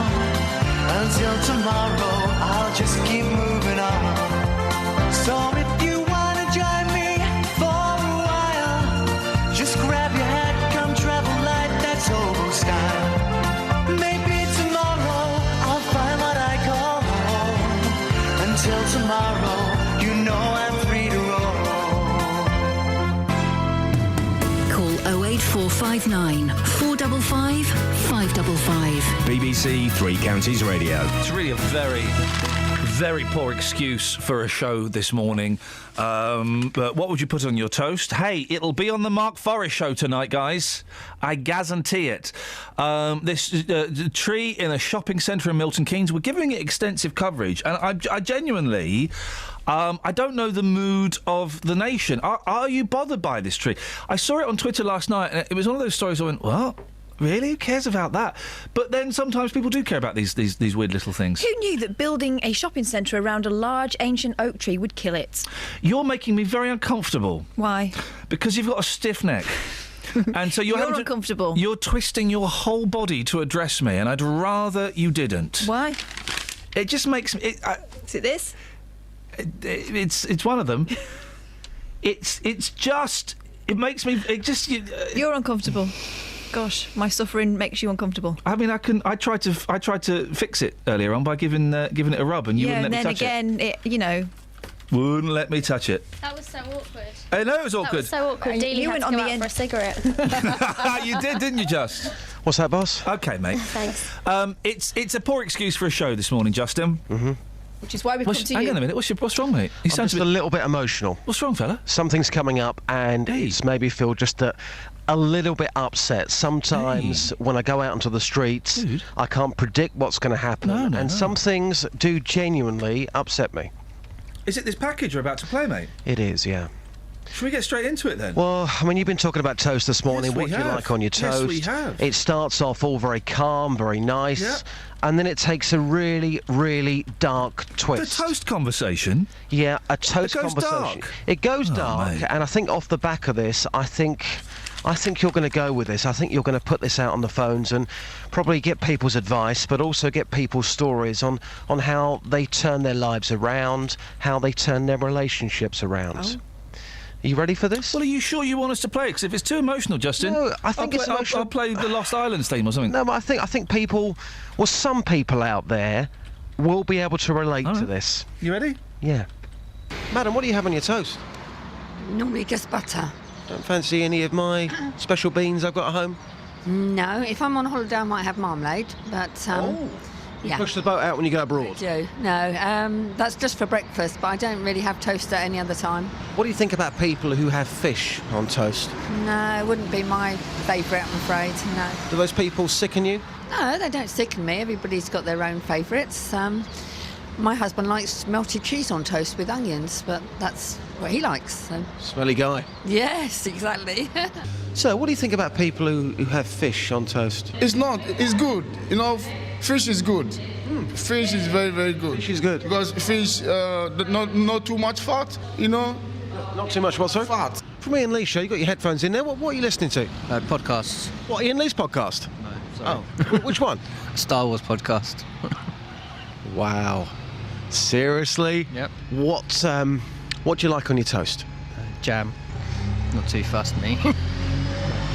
Is the Star Wars podcast any good? Americans. Yeah, that's all right. Yeah.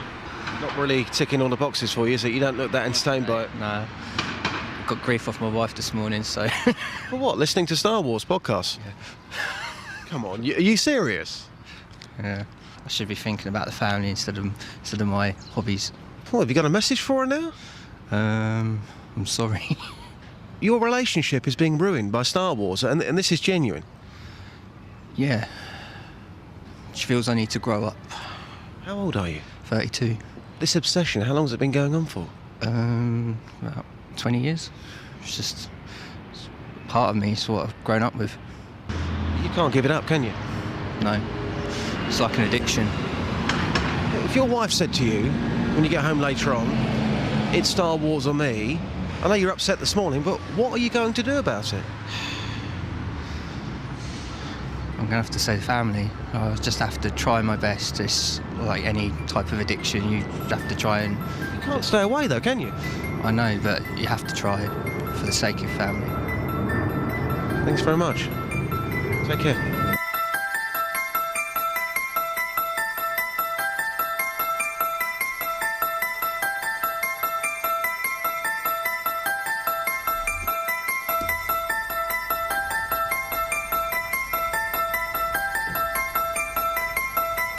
Wow. That is... Just to... we were talking about toast, weren't we? I mean, Justin, the stuff you get from the questions you ask...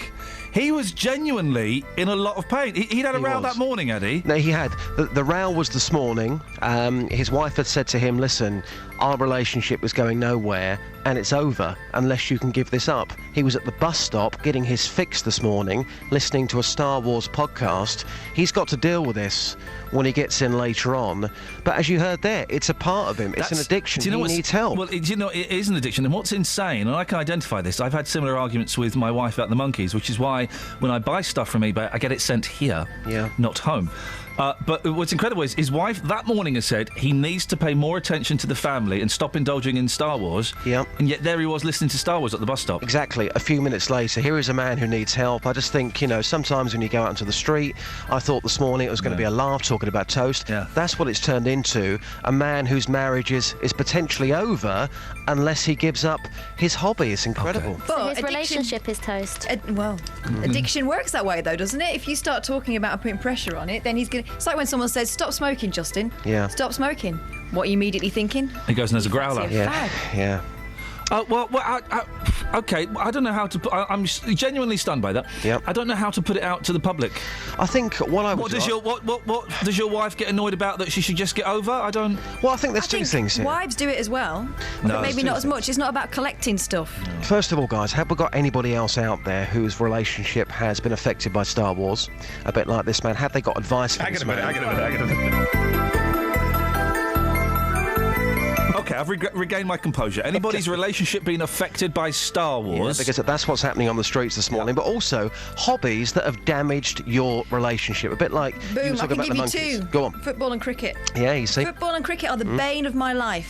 The monkeys. It's called. We've literally had arguments about the monkeys, and I have been threatened with having all of my collection thrown away. Why are you laughing? Because I just think your obsession has gone a bit too far. But then again, I think to a certain degree you've got that under control. That man this morning, his control, as we heard, because he's at the bus stop after that row, his control had gone. Justin, sooner or later you're going to move that lovely lady into your pad, and Yes. she might say something about the number of CDs you've got and the way you alphabetise. Well, no, hang on a minute. You have kicked a woman out of your property because she laughed at your collection of CDs being in alphabetical order. Now, if that woman is living with you, it's her house too, and she will have a say as to how you order your CDs. Are you ready for that? Don't worry, guys. This is why you go and buy a townhouse. You have a music room on the top floor. You won't even know it was there. Don't tell her that floor's there. Let me tell you something. I used to have my own flat. Do you know what I had in my flat? Go on. A cupboard just for my shoes. Oh, just for my beautiful. shoes. I don't have my own shoe cupboard now. When I bought my flat with my then girlfriend, the girlfriend before the one before my wife, the spare room. We had a spare room that was the games room. Wow. Video games set up. Do you know, within that was part of the deal. We buy this room is the games room. Do you know what that room became within 3 months? Became a kitchen. No. We had it converted to a kitchen. You backed down. I had You no let that choice. happen. Manipulato. Lysistrata. There's a reference for you classical play fans out there. That's what happened. Lysistrata. It's all about should give be allowed and take. to have their own hobbies though and passions. No, and sometimes there's no room for it. Yeah, sometimes it can, as you've heard this morning. Just go too far. Well, then let's throw it out there. Where's Daddy? He's at the Star Wars convention again. Yeah, he's dressed as a stormtrooper. You going to tell the kids that? The kid can go with him. Guys, listen. He could be a little Guys. Hogwarts or whatever they're called. No, he could be R2D2. Is that the same? Is that what? Guys, this is it. How has Star Wars impacted on your life? And let's celebrate the pluses and the minuses. So, in a positive way or a negative way. And how have hobbies ruined your relationship? I've got a Princess Leia costume. Shall I leave it there? No, bring it in. Bring it in. Justin, thank you. Thank you. Oh, well, what should we send them out on now? What do you fancy, Guys, Just? give me a 5-minute breather first after that. No. Guys, whatever you want, honestly, whatever you Well, want. there's a couple. Let me throw out a couple of headlines at you and see what grabs your attention. Yeah, go on. Hang on a second. Men don't like funny women. Okay. The Apple Watch. The Apple Watch? Oh, I've seen that. That thing is absolutely hideous. It's horrible, isn't it? Yeah, It don't even do anything. Disgusting, yeah. It's 300 quid. It's horrible. Can't even eat it. It's the cheapest. Yeah, it's the cheapest one. It's 300 quid. Nonsense. Shiny though, isn't it? Or ever injured yourself in your sleep after a woman smacked her husband and broke his nose while she was asleep? That's going to be a tough one. I think we are going to get the best stories on that one. I'm going to try with the latter, OK? Go and find that fella from Star Wars again. Oh dear. Justin, speak to you later. Cheers, boss. Thank you very much. 084... no, hang on, what's the number here? 08459 455 555. How has Star Wars impacted on your life, and have your hobbies got in the way? Oh, Catherine, Grumpy Jamie's given you a Pride of Britain award on Twitter. Richly deserved, I think you'll agree. What's that for? Coming to work and trying my best despite having a very stiff neck. You trying your best? Mm-hmm. Oh. Travel news for beds, cards and bugs. BBC Three Counties Radio.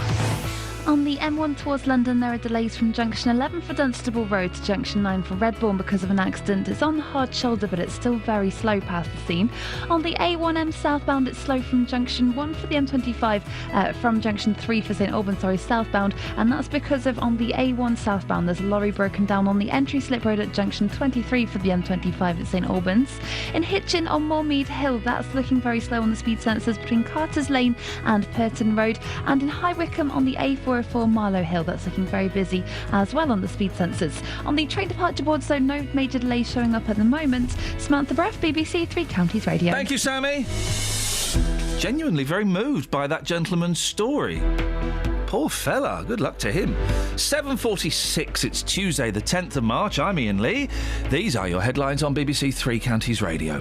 Hemel Hempstead MP Mike Penning is urging the Solicitor General to overturn a suspended sentence given to a man from the town for sexually abusing a child. A fundraising page set up for a Watford supporter critically injured in an attack after Saturday's match at Wolves has raised more than £17,000. And the oak tree that forms the centrepiece of the Midsummer Place shopping centre in Milton Keynes won't be removed despite the fact it's died. Let's get the weather. Here's Jen. Beds, hearts and bucks weather. BBC Three Counties Radio. Hello, good morning. It's a fine and dry day. We've got plenty of sunshine on offer. The sunshine perhaps turning a bit hazy by this afternoon, but slightly warmer temperatures than yesterday. We're up to highs of around 10 degrees Celsius, which is 50 in Fahrenheit. So with a light breeze, it really is going to feel rather pleasant. Now, we keep those clear skies as we head into this evening. The temperatures will fall away quite sharply. So a slight frost in more rural spots. Elsewhere, I think the temperature's falling to around 3 or 4 degrees, with the southerly breeze just picking up by the time we get to around dawn.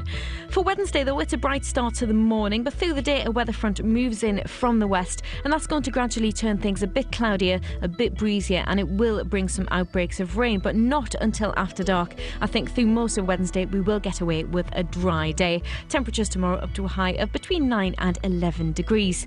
For Thursday, mostly cloudy with the odd shower later in the day, but the wind picking up as we head into Friday. It's looking cloudy with spells of rain, but then as we head towards the weekend, high pressure winds out. It's going to be dry, fine and settled. And that's your forecast. Jen, it's the first time I believe you've done the weather for us. We like to know a little bit about the people we're working with. So what part of Scotland are you from?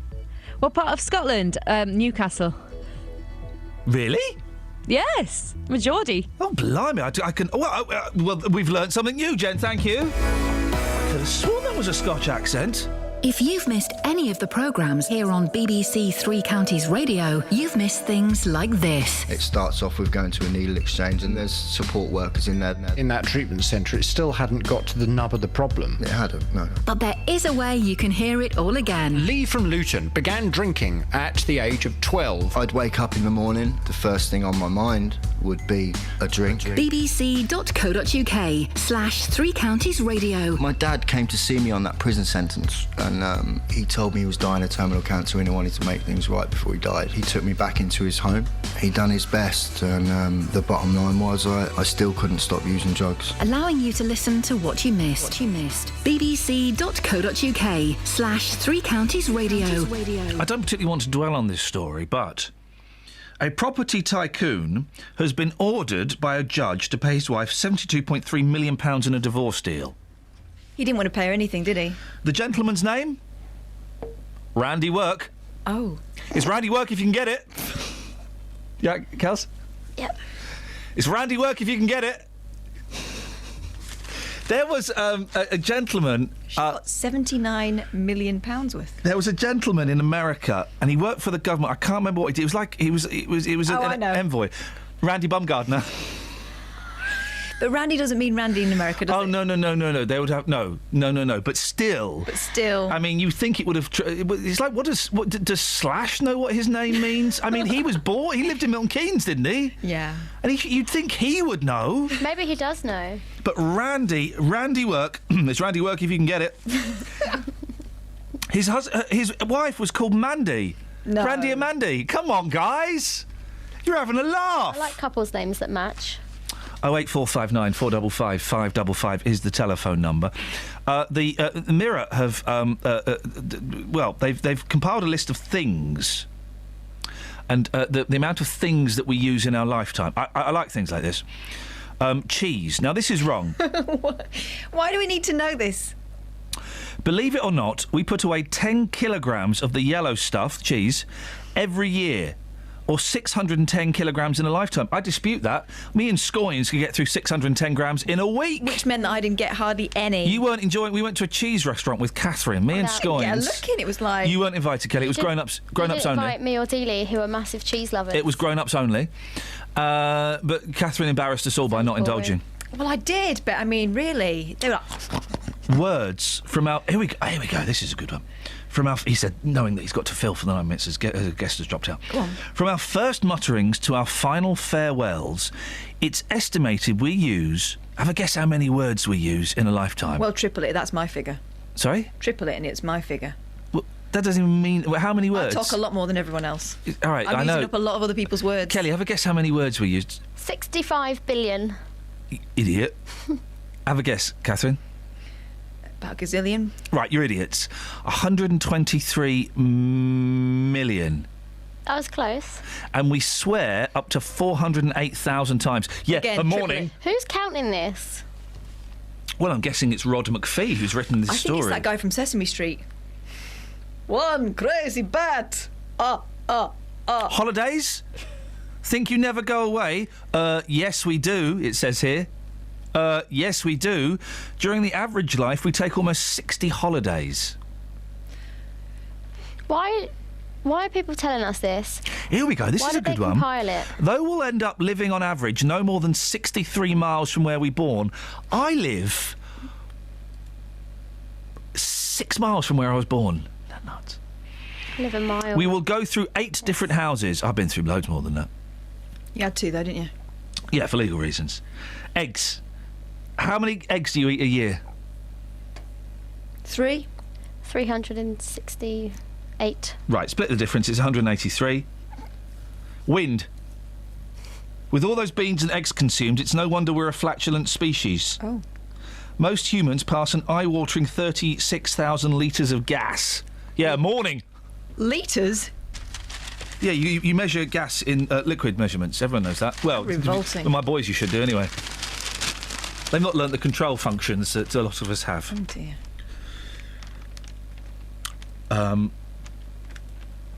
Toilet rolls. OK, how many toilet rolls do we go through?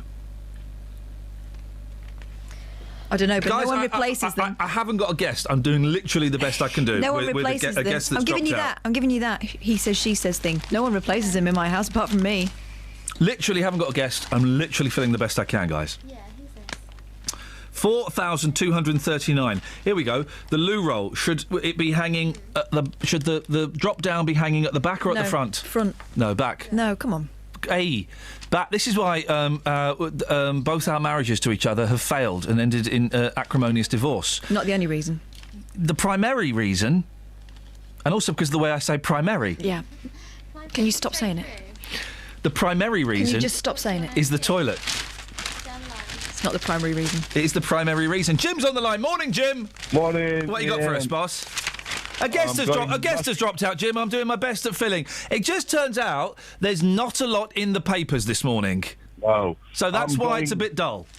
I'm going mushrooming as usual. You're going what? Mushrooming? I'm going, yes. Morels, the spring mushrooms, the morels. Are they the ones that help you communicate psychically with your cat, as they did to me once? Yeah. No, they're the ones that Jeremy Clarkson likes. Okay, so there's nothing hallucinogenic. Got like little holes in them. Okay. No. Good. We don't condone that. There's this lovely young lady in Kent had saved enough money and bought herself a cottage. She named the cottage Cheese End. She lived near Sandwich, Kent. So her full address now is Cheese End, Ham, Sandwich, Kent. And that is true. That's a fact. Now, that's a real address. You say that's true. How do you know that's true? You made that up, haven't you, Jim? No, I haven't. You're a naughty man. It was on a BBC show about 10 years ago. I think it's probably a London show. Yeah. Oh, the best ones are. True. Yeah. Jim, where are you going? A lovely show. Sorry. Nah, it's a bit flaccid today. We can't get the high notes every day. Where are you going mushrooming, Jim? Ian, I have cased and I'm going mushrooming at Fairfield. There is a small conifer wood up there. I'm going to have a look at. Then I'm going to have a cup of tea. Yeah. In the countryside, in near Fairfield. Yeah. Hertfordshire. Yes. Then I'm going to head across the A10 and go to Chisel. There's another wood there, high wood. Yeah. I'm going to stop there and have a little walk and have another little cup of tea again. Yeah. And if I have time, I should go as far as Saffron Walden today, casing and look in likely areas where the morel mushrooms grow, Morchella esculenta, the morel family of mushrooms. Can't you buy... You can buy mushrooms in Tesco's now, can't you? I think they've started selling them. Actually, you can buy these dried. They're £480 dried for 1 kilo. Flippin' heck, Jim! You can put it on the web, no problem. Morels, dried morels, put it on the web, and they do sell them in London. They also sell them in supermarkets, yeah. But you can get them in Saffron Walden. You get them growing in East Anglia on chalky soil with primarily ash, the ash tree. Can you just do me a favour, Jim? Can you say chalky soil again? Chalky soil. Say it really quickly. Go on. Chalky soil. Hey, Jim. Well, Jim, listen, you sound like a real fun guy. Yeah, yep. Yeah? Yep. I've got 2 cameras with me, a thermos flask, and when I get off here now, I'm going to charge my phone because it's off charge. And what does your wife think about all of this? I don't know. She's just given up with me. We're retired now. We're too old. Jim, you're a good lad. Thank you for being a good sport. Well, he's got his day planned out. He's glad he's out. If they're retired, He didn't sound... He sounded relatively young. He sounded working. Kiri's on the line. Morning, Kiri. Morning, Ian. How are you? I'm getting by. There's a lot of filler this morning, but it's all right. What have you got for us, Kiri? My husband has an addiction to Formula One. Absolutely besotted with Ferrari.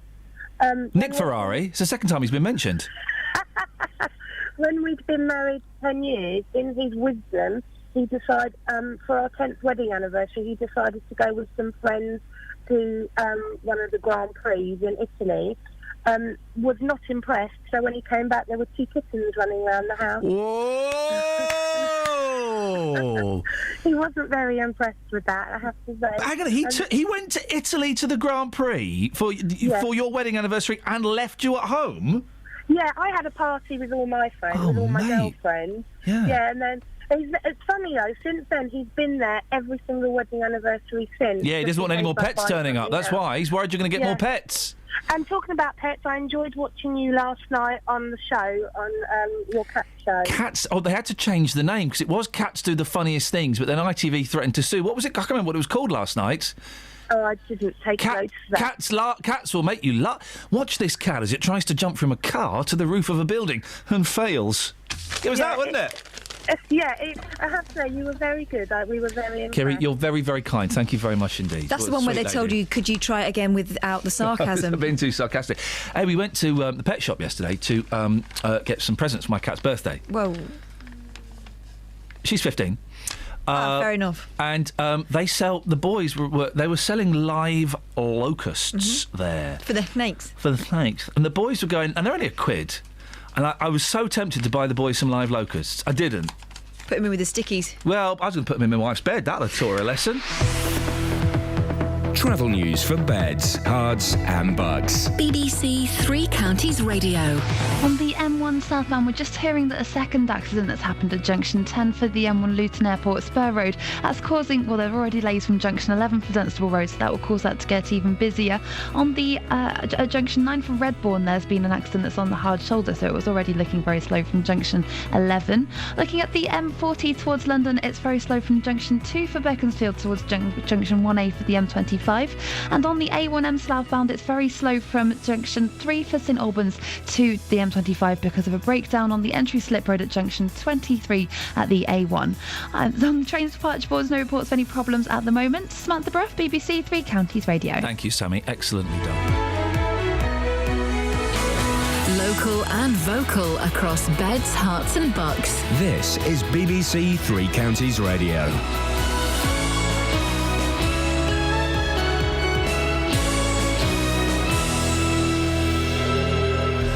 It's 8 o'clock. I'm Simon Oxley. The headlines: Hemel MP criticises suspended sentence for sex offender.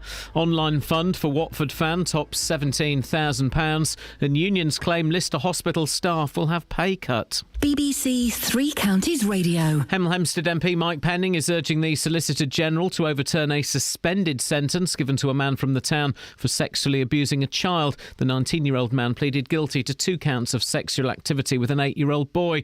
Mr Penning says the public will not have confidence in the decision of the trial judge. For him to say, right, it's a custodial sentence, but then I'm going to suspend it and don't do it. And I'm sure there's other things out there in the probation service. We're working, there's a community order there, and but we need to have confidence. And from my point of view, I spoke to the Solicitor General last night and said to him, do you think this is right that I refer this to you? And he said yes. An online fundraising page set up for a Watford supporter critically injured in an attack after Saturday's match at Wolves has raised more than £17,000. Father of 2, Nick Crewis from Hemel Hempstead, was walking back to Wolverhampton train station with friends when they were attacked. Hornets supporters have criticised policing at the ground, but West Midlands police say the match was identified as only needing club security. An inquest will be held today into the death of a 3-year-old girl killed by a bus in Luton. Maya Shazad was run over in Berry Park last summer. Her parents are now campaigning for the road layout to be changed, although Bedfordshire police say its investigation found it was a tragic accident and nobody was to blame. 2 helicopters carrying contestants and crew from a French reality television show have crashed in Argentina, killing all 10 people on board. Among the dead are 3 top French sports stars, including a swimmer who won gold at the London Olympics. It's claimed around 300 staff working at Stevenage's Lister Hospital will have their pay cut by as much as £6 an hour in some cases. The UCAT union says the changes being introduced by G4S from April could put services under threat. G4S says the vast majority of staff will either get a pay increase or see no changes in their hourly rate. Adam Oakes is from the union. We refute that. By their own admission in letters that they sent to the staff on Saturday morning, only 65% will benefit from an hourly rate increase. But when you weigh up the fact that they're going to lose pay that they would gain for working on a bank holiday, their sick entitlement to annual leave, we believe that everyone will be worse off under their proposals. Police are linking 8 knife-point robberies at shops in Luton and South Bedfordshire in the last 10 days. 3 have happened at the same shop in Albert Road in Luton, the latest being on Saturday night. It's been confirmed that the oak tree that forms the centrepiece of the Midsummer Place shopping centre in Milton Keynes has died. Managers say it could become unstable. They're taking urgent action to protect the public. More from Jane Killick. Branches are to be cut back to make sure they don't fall off on unsuspecting shoppers. Signs will be put up to warn the public not to go near the tree, and round-the-clock security will make sure those signs are obeyed. But the shopping centre says it won't be removing the tree anytime soon and will work with the council to decide on the next move for the valued landmark. In sport, Arsenal are through to the semi-finals of the FA Cup after a 2-1 win at Manchester United. The weather dry and mainly sunny, a maximum temperature 10 degrees Celsius, and you can get the latest news and sport online at bbc.co.uk/3 counties. Thank you, Simon. Morning, Iain Lee, BBC Three Counties Radio. Coming up, rather serious story about a 19-year-old chap admitted sexually abusing an 8-year-old boy, didn't go to prison for it. And from that to the ridiculous. How has Star Wars impacted your relationship? What do you have on your toast? Hobbies that get in the way of loving. Anything else? It seems it's not restricted to just men either. Oh, really? I just had an anonymous phone call from a woman who Hey. says she's got a serious addiction to Justin Dealey. Oh, for goodness sakes, no. Across beds, hearts and bucks. This is BBC Three Counties Radio. We're also doing Injured in Your Sleep. Oh, yeah, a woman battered her husband in her sleep. Broke his nose. Broke his nose. I've given myself a very nasty cut in my sleep. How have you injured yourself in your sleep? 81333. Start your text 3CR. As you know, I bruise like a peach. Hey. And that always happens in my What sleep. a I don't know peach. what I'm doing. Furry like Thrashing one as around. well, all over. Oh. I'd imagine. Janet and Chesn, injured by dreams. Nah, I've seen it. I once had a dream. I was Telephoto lens. Stop it. And very quiet shoes. Sorry, continue. I once had a dream I was being chased by an attacker. I turned round when he grabbed me, scratched his face. Yeah. Woke up, great big clawed gouges in my thigh that stung for ages, says Janet of Chesn. Hey. Ouch. It happens. These things happen. 08459 455 555. Is that it? I think that'll do. Thanks very much indeed. Now, the Conservative MP for Hemel is questioning a judge's decision not to jail a teenager who admitted sexually abusing an 8-year-old boy. The 19-year-old man was given 15 months for this and encouraging an underage girl to view explicit images online. But the judge suspended the sentence, meaning he can live in the community on the condition that he doesn't reoffend. Well, Mike Penning is referring the case to the Attorney General to see if a stronger sentence can be laid down. Phil Rumney is a Professor of Criminal Justice at the Law School at the University of the West of England. Joins me now. Morning, Phil. Hi. It seems I'm scratching my head slightly as to how someone could admit sexual activity with an 8-year-old boy and then not go to jail for it. Well, every case is different on its facts. I mean, I think what's interesting in this case is that he pled guilty to 4 counts against 2 different victims, both of whom were obviously children. One was a 15-year-old and one was an 8-year-old. And on its face, it does seem the sentence is quite lenient. It's difficult to say without knowing, obviously, the full details. He did plead guilty, which would tend to go in his favour in terms of reducing sentence. And he's 19, so it's not like he's an older, hardened offender. But obviously, without knowing more about the case, it's difficult to say.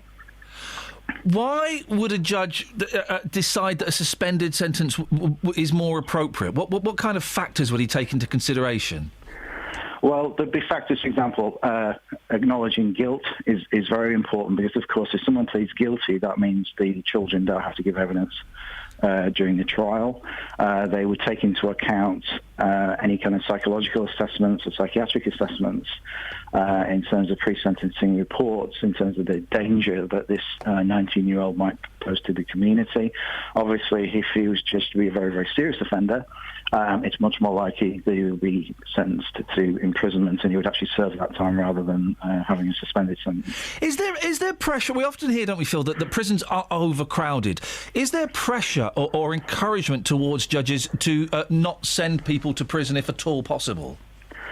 Not usually in sexual offence cases. Certainly in other types of cases there is pressure, but certainly not, to my knowledge, in sexual offence cases, because obviously they're seen by the public as being more serious, because in many respects they are more serious, and so in that sense not normally in sex crime cases. Phil, I really appreciate your time this morning and your professional insight. Thank you. Phil Rumney, Professor of Criminal Justice at the Law School at the University of the West of England. Across beds, hearts and bucks. This is Iain Lee. BBC Three Counties Radio.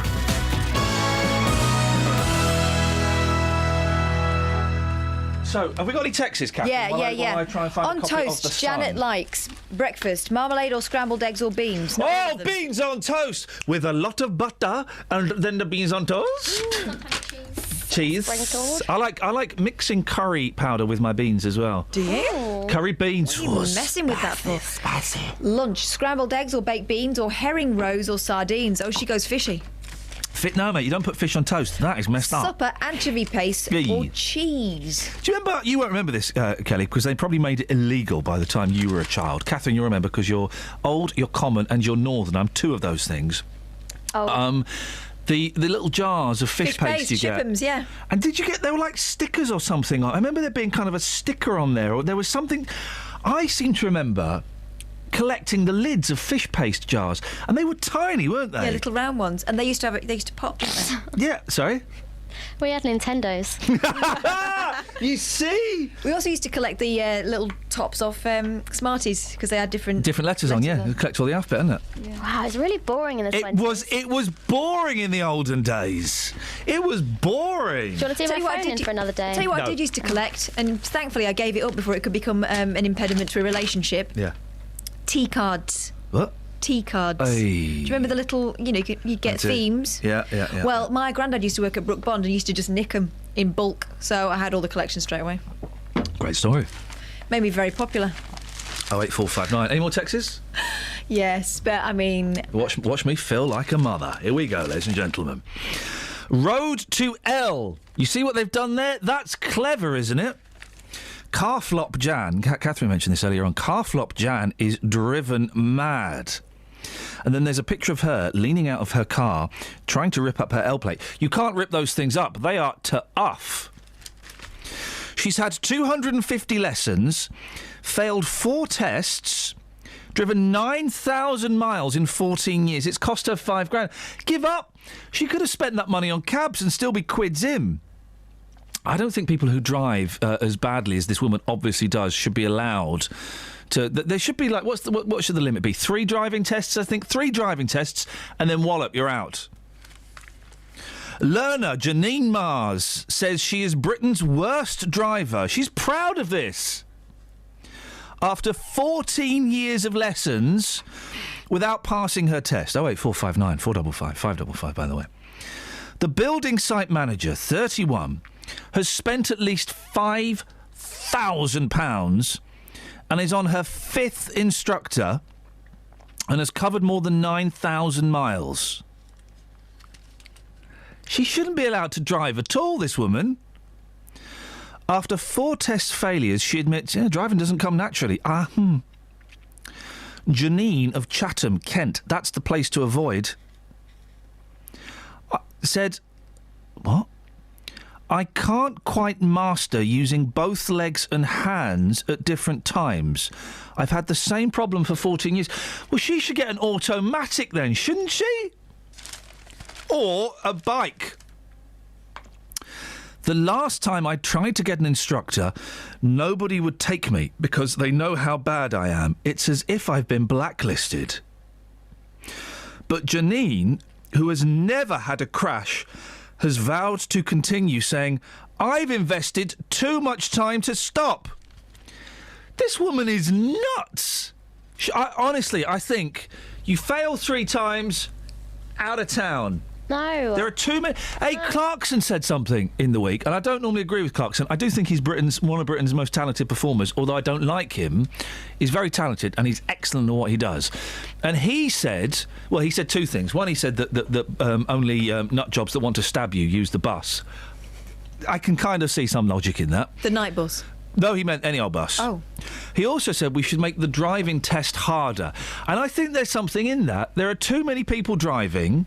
And we should just kind of raise the standard a little bit because there are some rubbish drivers. He thinks he wants people to be super skilled, doesn't he? He just wants the best people to drive. But everyone thinks they're the best people. Well, I think I'm the best people, and I'm probably about to lose my licence. And you think I'm a terrible driver? It's been great working here, guys. I've thoroughly enjoyed it. But in a few months, sayonara. I'll pick you up. All right. Wicked.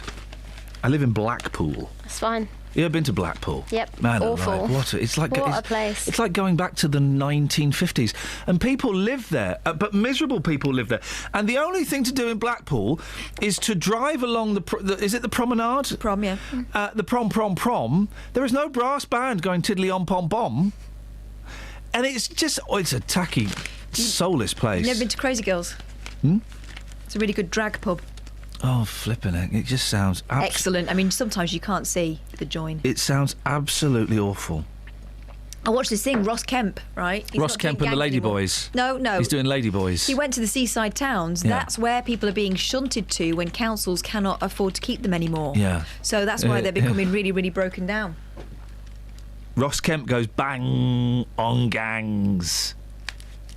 What was that? Would be a title on a show, wouldn't it? Anyway, 08459 Haircuts in 455. Blackpool are £3.99 apparently. Yeah, I know, and don't it look like it? 08459 455 555. There is no way. How many driving tests did you have, Catherine? 2. Yep. Betsy? Are you a fiver? Yep. I bet yeah, I can tell. Yeah. Well- do you know the first time I met Betsy? Do you know how I met her? She smashed into your car. Into my car. I think, well, under my regime... I'm a great driver now, though. Learned my lesson. Do you know, here's the thing. I've never seen you drive. Too good. I've seen you in a car. What do you mean you're too good? Too good that you just don't realise that I'm driving. I have never seen Kelly Betts drive. I've seen Justin Dealey drive, and boy, I make sure I log down to the times of day he's going to be on the road, so I am nowhere near him. Under my regime, Betsy, you wouldn't have a driving licence, and I would make that retrospective or retroactive. 08459 455 555. Let's get some Trav. Travel news for beds, cards and bugs. BBC Three Counties Radio. There are delays on the M1 southbound from junction 11 for Dunstable Road to junction 10 for Luton Airport Spur Road. It's because of a second accident in that stretch. On the M25 anti-clockwise, there are queues between junction 25 for Enfield and 24 for Potters Bar. And the A1 southbound has delays at the entry slip road for the M25 because of it being partially blocked by a broken down lorry. On the A1 Grey North Road, it's looking very slow between the St Neots junction and the Black Cat roundabout because of the roadworks. And having a look at the speed sensors on the A40 London Road in High Wycombe, that's looking very busy in both directions. On the train departure boards, though, there are no major delays showing up at the moment. Samantha Bruff, BBC Three Counties Radio. Thank you very much, Sammy. 8:15. It is Tuesday, the 10th of March. I'm Iain Lee. These are your headlines on BBC Three Counties Radio. Hemel Hempstead MP Mike Penning is urging the Solicitor General to overturn a suspended sentence given to a man from the town for sexually abusing a child. A fundraising page set up for a Watford supporter critically injured in an attack after Saturday's match at Wolves has raised more than £17,000. And an inquest will be held today into the death of a 3-year-old girl killed by a bus in Luton last summer. BBC Three Counties Radio.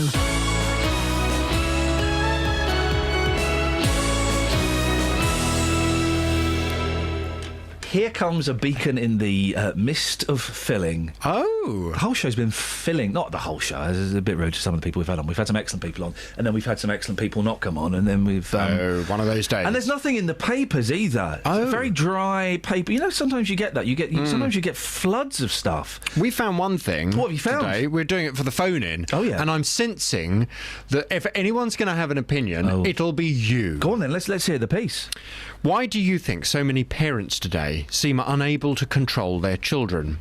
Police, it's front page of the Times, you've seen it? No, I've not seen this. Police are increasingly being called to homes where parents are unable to discipline their own children. Yeah. Parents are demanding that officers come to their houses to deal with disruptive behaviour rather than chastise the youngsters themselves. Sorry?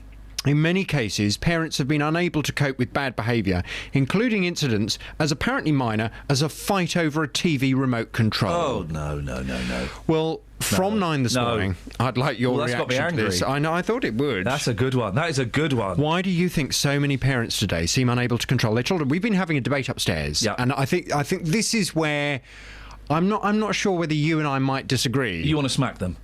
Well, I mean, yeah, I would if I was a parent, yeah. Yes. But I tell you what I think is more important. Yeah. Fear. I think children should be a little bit fearful of their parents, and I think, and seemingly some members of my team disagree with that. They think that children should never fear their parents.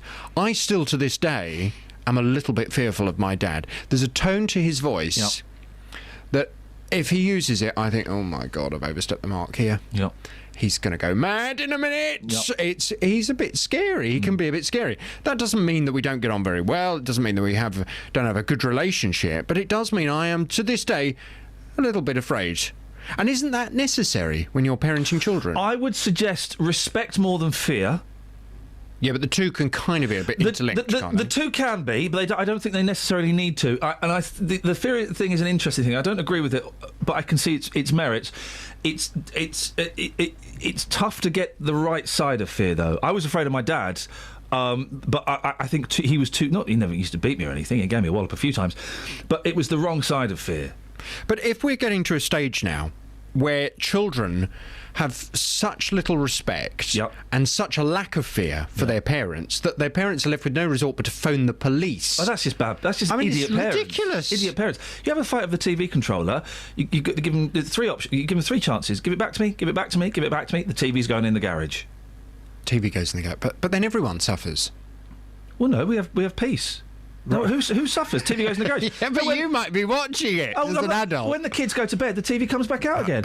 Normally, you don't have to do it. The sight of me unplugging... I've only had to put the TV in the garage twice. The sight of me unplugging the television and lifting it up is enough for those little so-and-sos to realise they've crossed a line. Right. But would you say your children are a little bit afraid of you? I bet they are. Who isn't? You cheeky so-so. I don't know. I don't know. If they are, then I'm doing something wrong. Really? I think so. Yeah. But these idiots. Every particularly dads should always be a bit scary, shouldn't they? Yeah. They weren't scared last night when they were playing with each other in the bath. But is there no seriously? Oh god, it was terrible. Is there not a tone? Right, everyone out of the bath now. Come on, we're not having this. Is there not a tone of voice that you can use where they suddenly go? You will stop that right now, sunshine. Well, you use that tone quite often on the radio. Do yours. I phoned up Catherine once, and she was in the middle. She went, "Yeah, I'll be with you in a second." And she was in the middle of telling off. It was your youngest, wasn't it? Yeah. And it was so I never heard this voice. I don't shout. I lower my tone. Yeah. So, for example, naughty step naughty step. Why has Mummy put you on the naughty step? Yes, it will be nice. Do you think that was the right thing to do? But imagine phoning up, Iain, I'll be with you in a second. Do you think that was the right thing to do? It was terrifying. Right, in a shop, if they start kicking off, we don't do this. You carry on, we're leaving. You see? But you see, that's the voice. when little Kelly has, when she reproduces, which I think it would be a terrible shame to the human race if she doesn't. But, you know, I can't imagine Kelly's little children being afraid of Kelly because she's so sweet.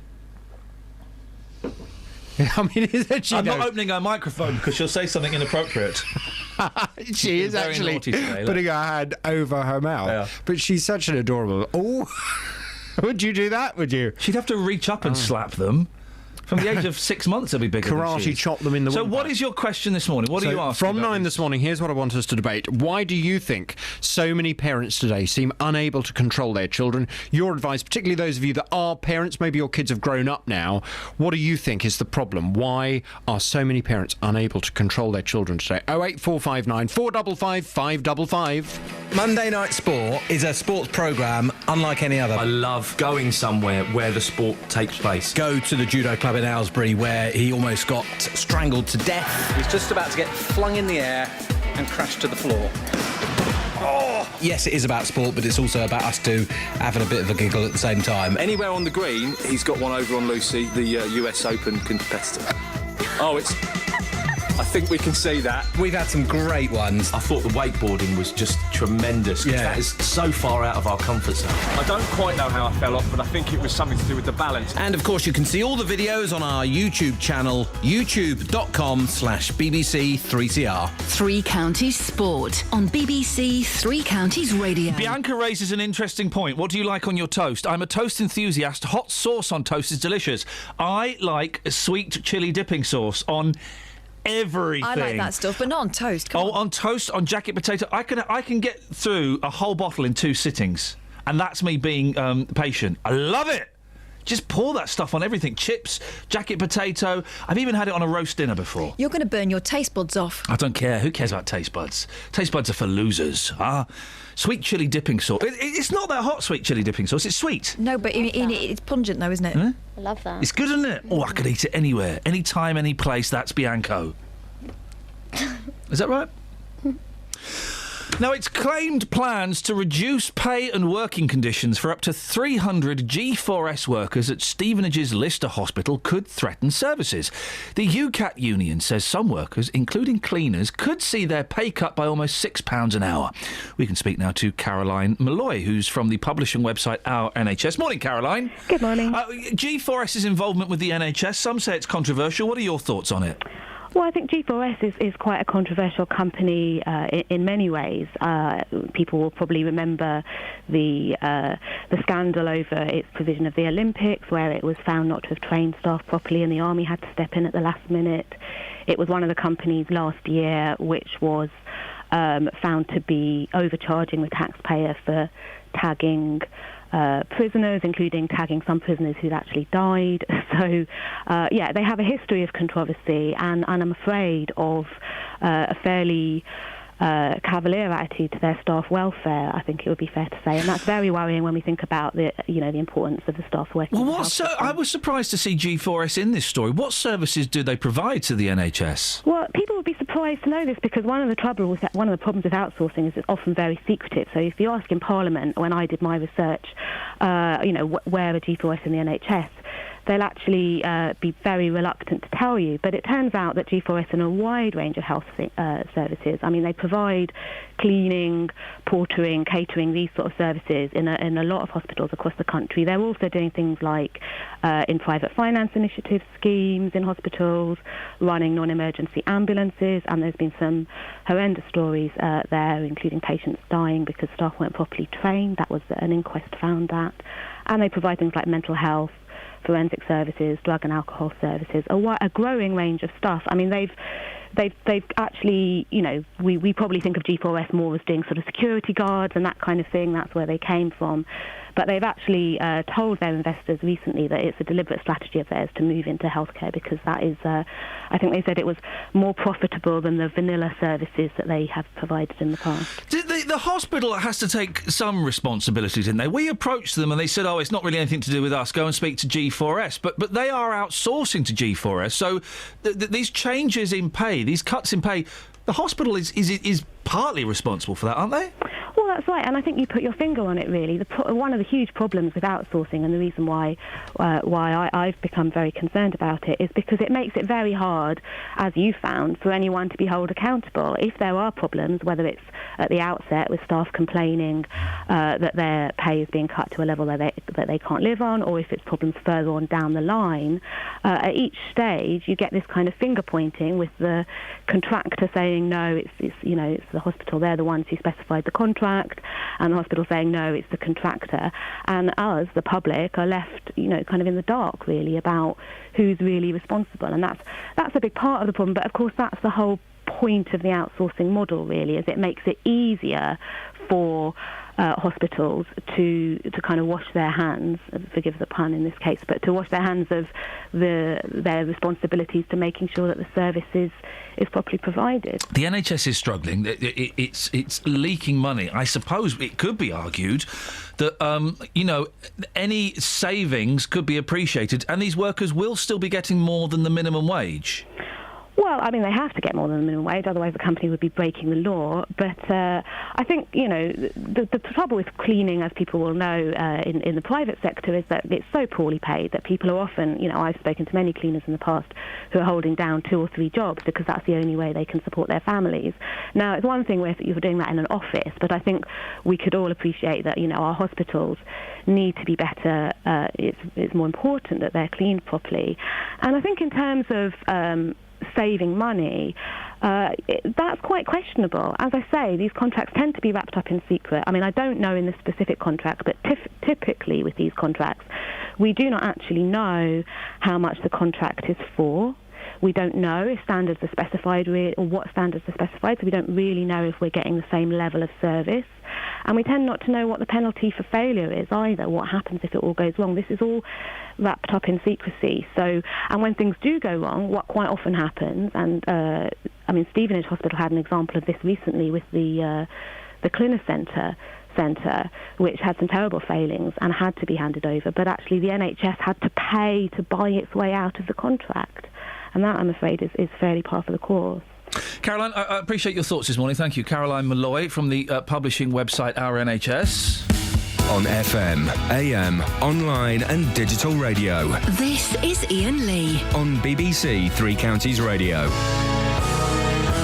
On the Jonathan subject of the how do you get kids to do what they're told, April has emailed in. I do the same as Kath. I lower my voice, then I give them the choices.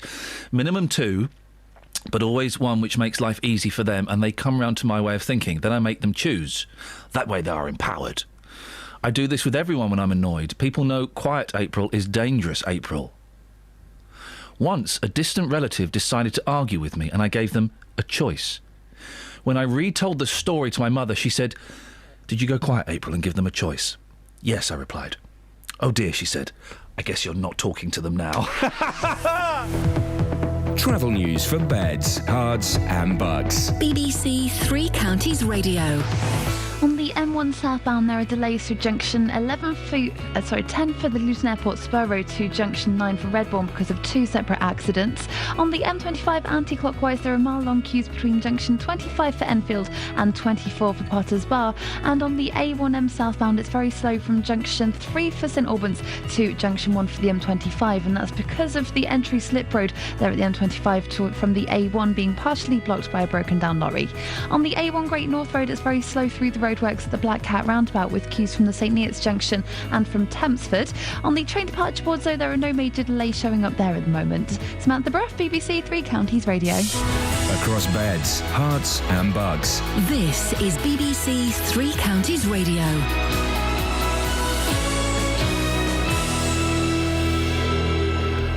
It's 8:30. I'm Simon Oxley. Hemel Hempstead MP Mike Penning is urging the Solicitor General to overturn a suspended sentence given to a man from the town for sexually abusing a child. An inquest will be held today into the death of a 3-year-old girl killed by a bus in Luton last summer, and a fundraising page set up for a Watford supporter critically injured in an attack after Saturday's match at Wolves has raised more than £17,000. Three Counties Sports. BBC Three Counties Radio.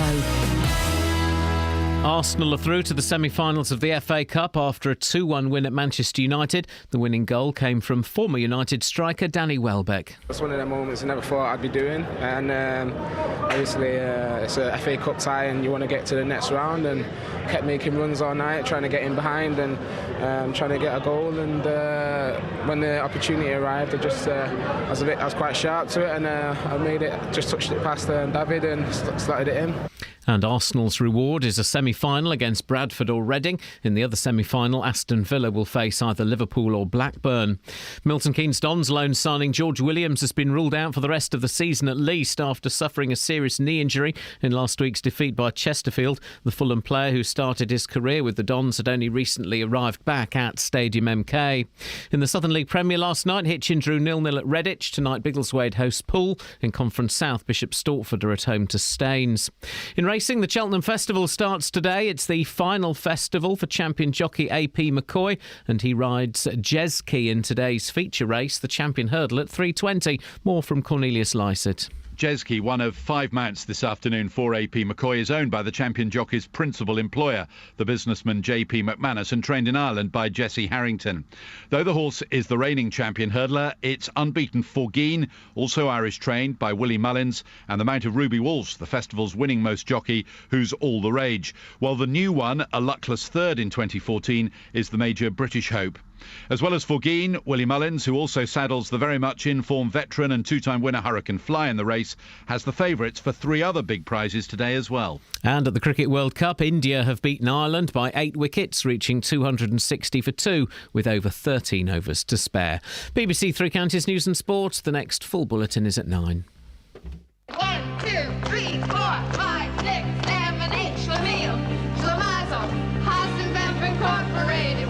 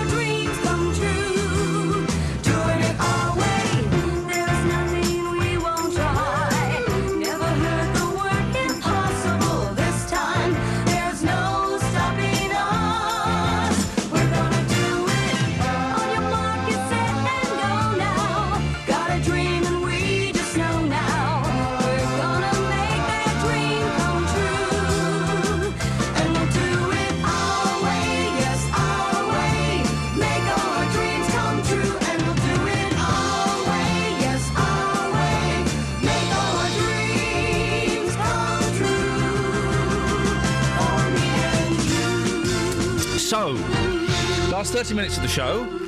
What are we talking about? Injuries you've done to yourself in your sleep, or maybe others have done them to you. That's perfectly acceptable. Does anyone care about an old tree in Milton Keynes? It turns out only one person does.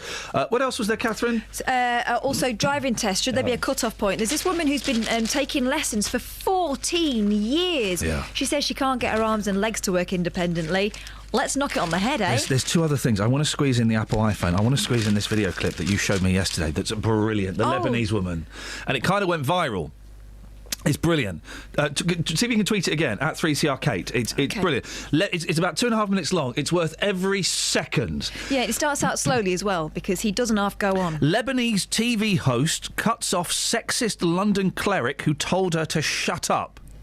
When Lebanese news anchor Rima Karaki was told by a London-based Islamist cleric to shut up and that it was beneath him to be interviewed by her, she knew just what to do.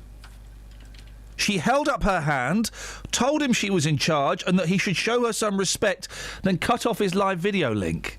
Basically, he wanted to talk about one thing. And in this business, we've all had these kind of guests, OK, where they're booked to talk about one thing, but they have their own agenda and they want to go off on their tangent. I used to find it a lot when I was a young female presenter with older male, normally sort of councillors or politicians, to be honest. You'll get it with a politician who you want to focus on a bad thing that's happened in a hospital, and they'll come on and they'll say, yeah, but historically, yeah, but the opposite, when the other party were in power, yeah, but look at the good things we're doing. Yeah, but a man's died. Yeah, a man may have died, but 50,000 men, they'll do that. And this fella's doing that, and he's straight from the get-go. You think, oh, what a plum, what a rude man. Sometimes you get the feeling that they are disrespecting you because they don't respect you.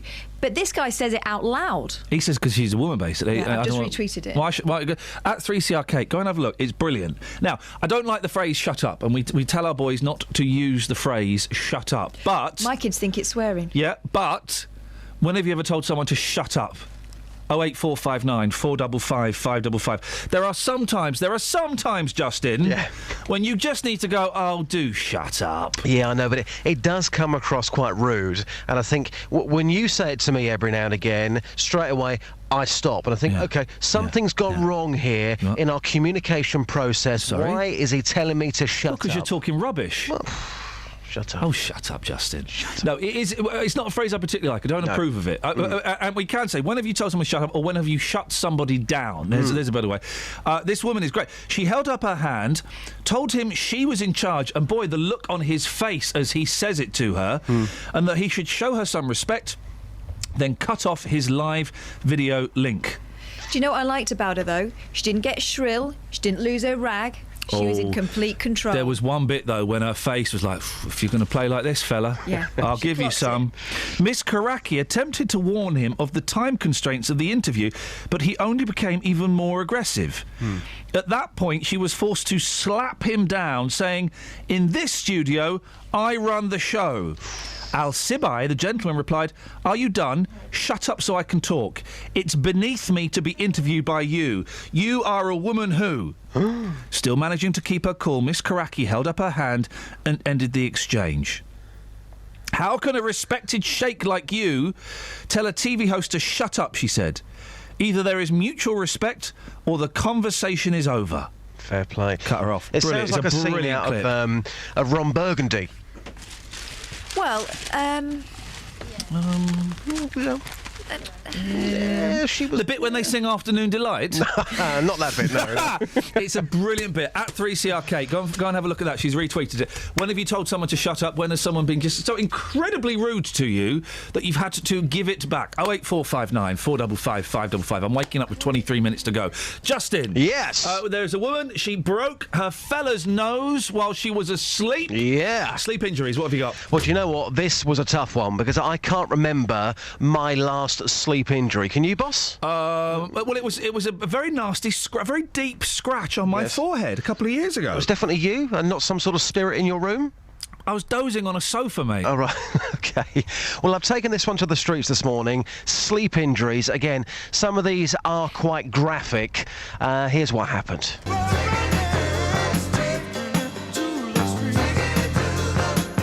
Taking it to the streets with J-Dog. James, what happened to you, boss? Right, I just woke up and my leg was all cut. You woke up and your leg was cut? Kicked the wall, and then the clock came down and it smashed all over me. And you don't remember anything at all? No, just normal sleeping. You don't think it was a devil or something ghostly in your room? No, definitely not, no. You woke up and kicked the wall, the clock came down. How bad were the cuts on your leg? Oh, they weren't that bad, to be honest. Didn't need stitches or anything, so... But blood? Yeah. Madam, you woke up to a very disturbing scene. Tell us what happened, or what you think happened. Well, I remember getting up in the middle of the night to go to the toilet.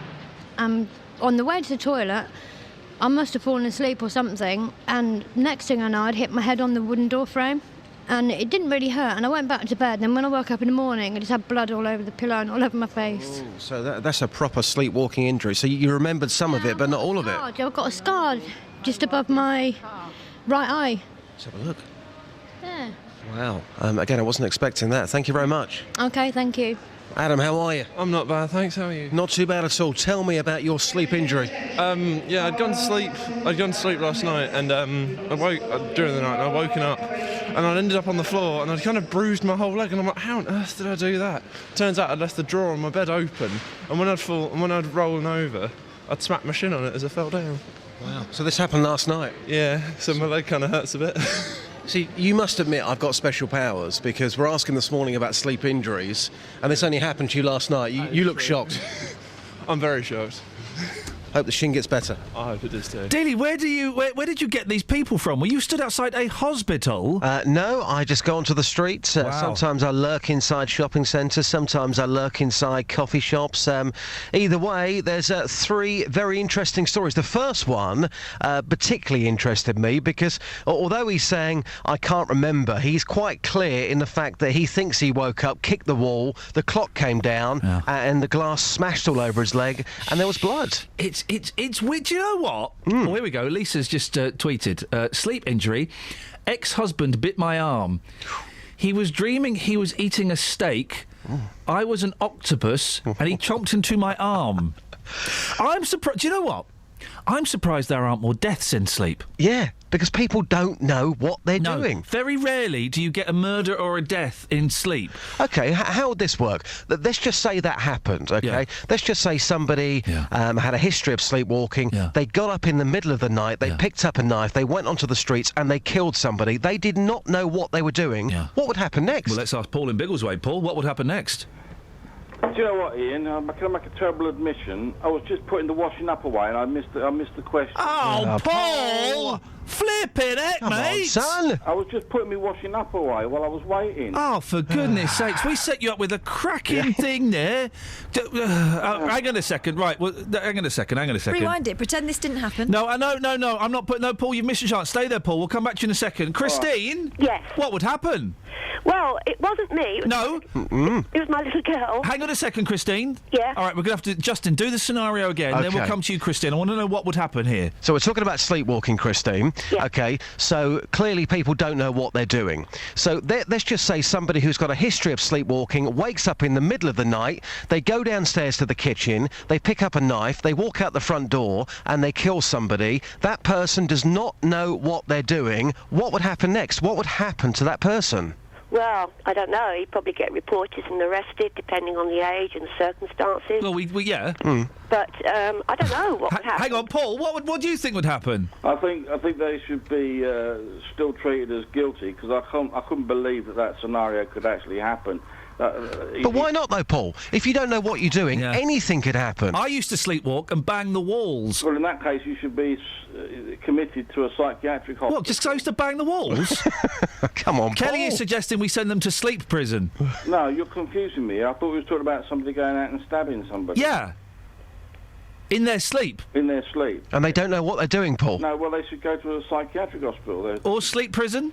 Or sleep prison, yeah. Paul, what have you called in for? Christine, stay there. We'll come to you in a second. This is really just off the top of my head. Have you ever heard of a dealy bopper? I think that's something Justin does in his spare time to relax. I don't know. Oh, yeah, they're the things we put on your head. They're the things we put on your head? Yeah. I didn't realise they were called dealy boppers. Justin? Great call. Thanks for calling, Paul. Matt has tweeted, Matt Lockwood, Lockers. Oh, dear. I hit my girlfriend while she was asleep because I thought she was a buzzer on Family Fortunes.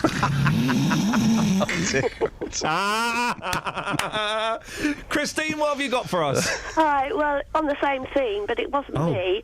It was my daughter. Yes. She was about 5 years old. Uh-oh. Took her to bed, put her into bed. She was asleep. Yeah. We were sitting downstairs watching the television, and I saw her coming down the stairs, and I thought, what's wrong? What's up with her? Oh, no. And she walked into the middle of the room, pulled her nightie up, squatted down, did a wee, and then went upstairs again. I think she thought she was in the toilet. And when I said to her in the morning, do you know what you did last night? She said, no. I said, have I told you? She said, I never did that. It could have been worse, Christine. It could have been. Christine, lovely. What a delightful story. Thank you. Justin, of course, you've done that a few times. I've done what, sorry, boss? Nothing, thanks very much. Travel news for beds, cards and bugs. BBC Three Counties Radio. On the A1 Great North Road, it's really slow through the roadworks at the Black Cat roundabout, and that's causing queues on Station Road from Tempsford and on the Great North Road from the St Neots junction. On the A1 southbound, it's still very busy at the junction 23 for the M25 because of the broken down lorry there that's partially blocking the entry slip road, and it's also causing queues on the anti-clockwise exit slip road from the M25. But it is easing off on the A1M southbound around junction 1 for the M25 at South Mimms. Looking at the M25 on the cameras, anti-clockwise there are queues around junction 25 for Enfield. Samantha Bruff, BBC Three Counties Radio. Thanks very much. 8:45, it's Tuesday the 10th of March. I'm Iain Lee. These are your headlines on BBC Three Counties Radio. Hemel Hempstead MP Mike Penning is urging the Solicitor General to overturn a suspended sentence given to a man from the town for sexually abusing a child. An inquest will be held today into the death of a 3-year-old girl killed by a bus in Luton last summer, and a fundraising page set up for a Watford supporter critically injured in an attack after Saturday's match at Wolves has raised more than £17,000. Coming up, your texts, maybe your phone calls, 08459 455 555. Let's get the weather first, though. Here's Jen. Beds, Hearts and Bucks weather. BBC Three Counties Radio. Thank you very much. It's a fine and dry day, plenty of spells of sunshine. It's going to be a lovely one. Just light winds from the northwest and temperatures reaching a high today of around 9 to 10 degrees Celsius. So a decent day all in all, feeling slightly warmer than it did yesterday. Now we keep the clear skies as we head into this evening and overnight, so the temperatures will fall away quite sharply. A touch of frost in places, but I think for most of us the temperatures will fall back to around 3 or 4 degrees Celsius. By dawn we do pick up a southerly breeze, so there is going to be a bright start to the morning, but turning breezier as we go through the day, and that's going to introduce more in the way of cloud as a weather front makes its way towards us from the west. That's going to bring in some spits and spots of rain later in the day as well, but I think for most of us we will stay dry until late afternoon. Temperatures tomorrow up to a high of 9 to 11 degrees Celsius. Cloudy as we head into Thursday. We will see some spots of rain later on in the day. Then as we go through Friday, some further rain to come, but becoming brighter and breezier later, and then we're looking fine and dry for the weekend. And that's the forecast. Thank you, Jen.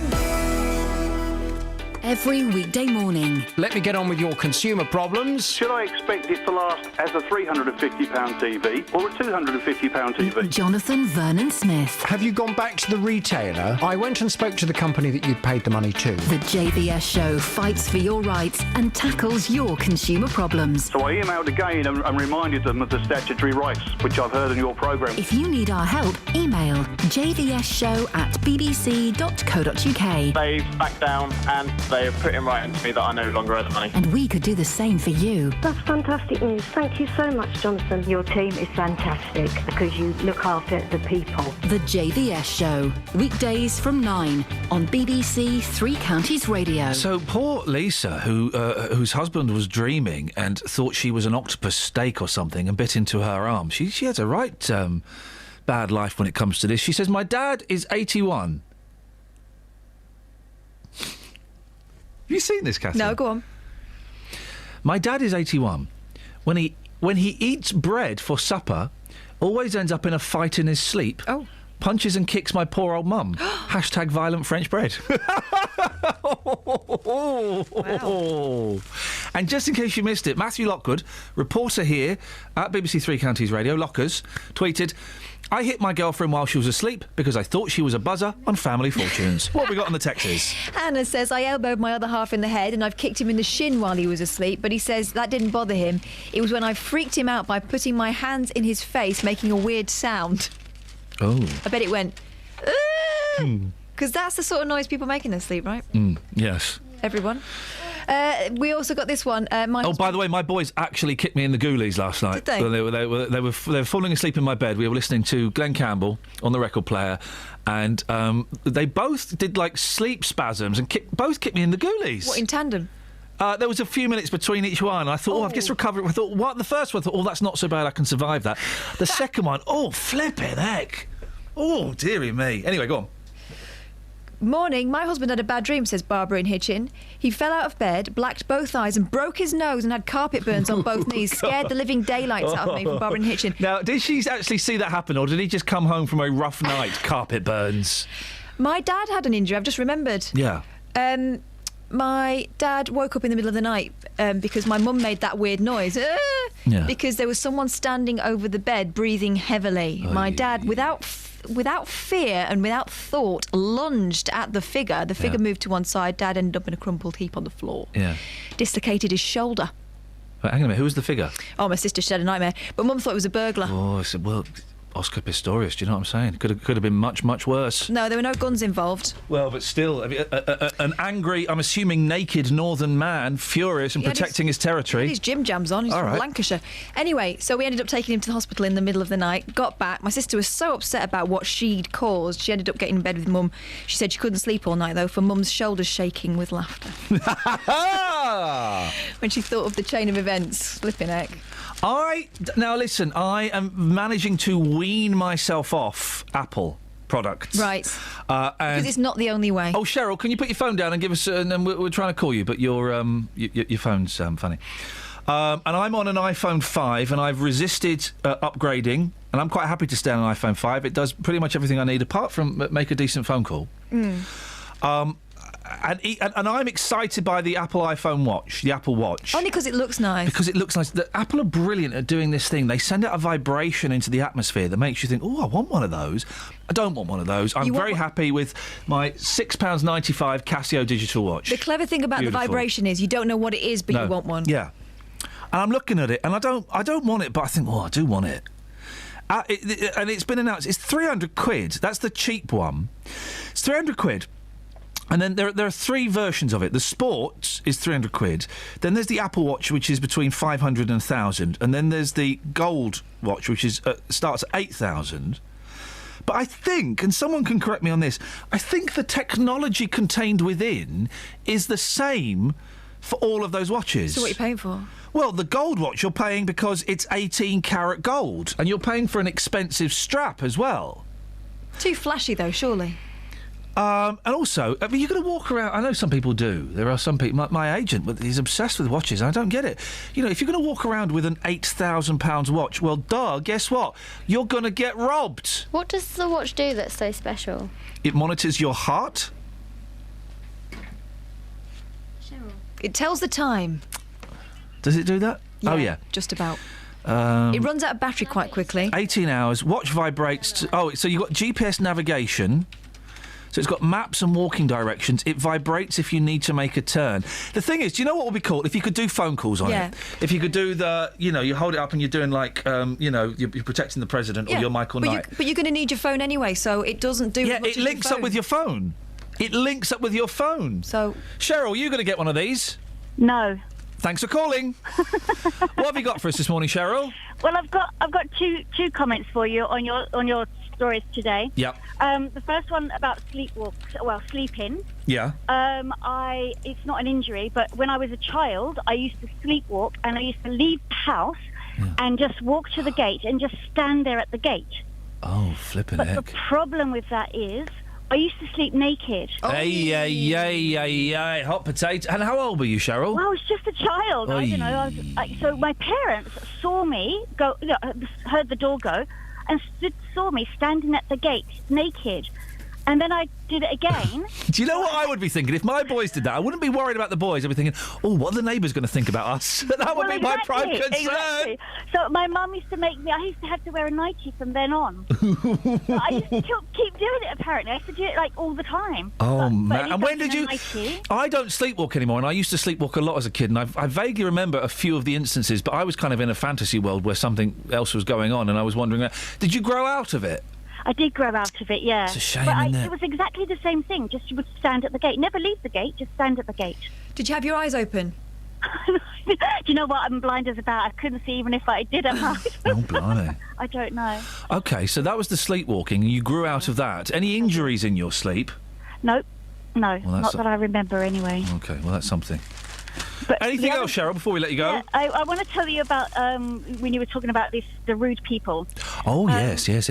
I long time ago, 30 years ago, I used to work for a high street brand now, but it was a very up-and-coming, very trendy store. Yeah. And I was the manager. River Island?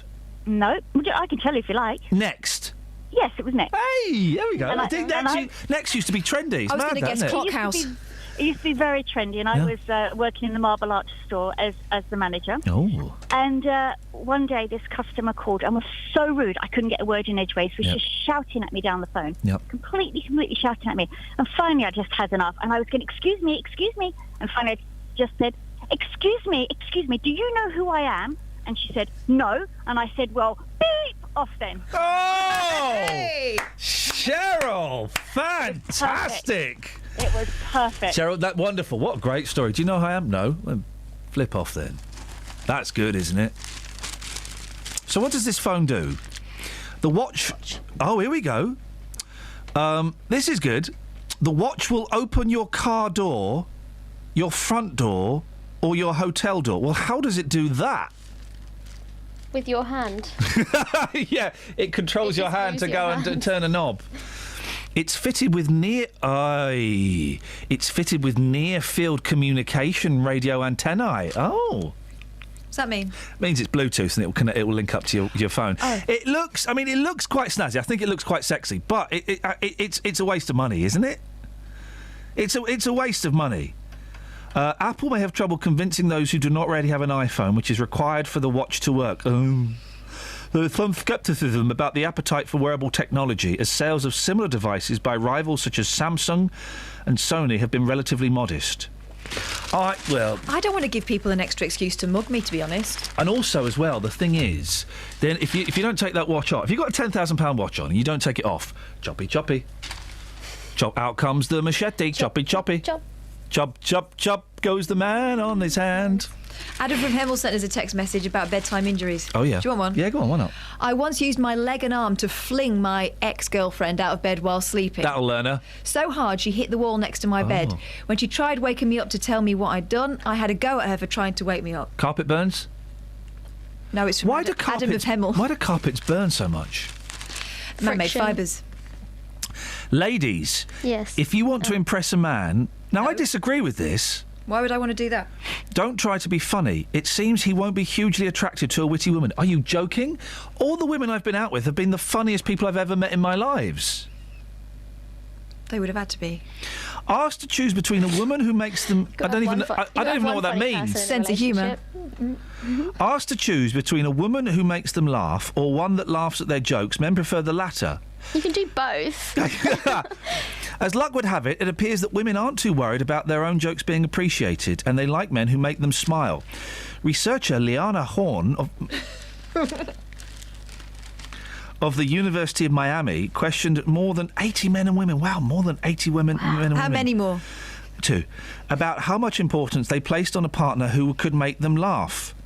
The results are published in the journal Evolutionary Psychology. Well, there's a made-up magazine if ever I heard one. Miss Horn believes that a woman sees the ability to make people laugh as a sign of intelligence and of the sort of high-quality genes that she would want in her children.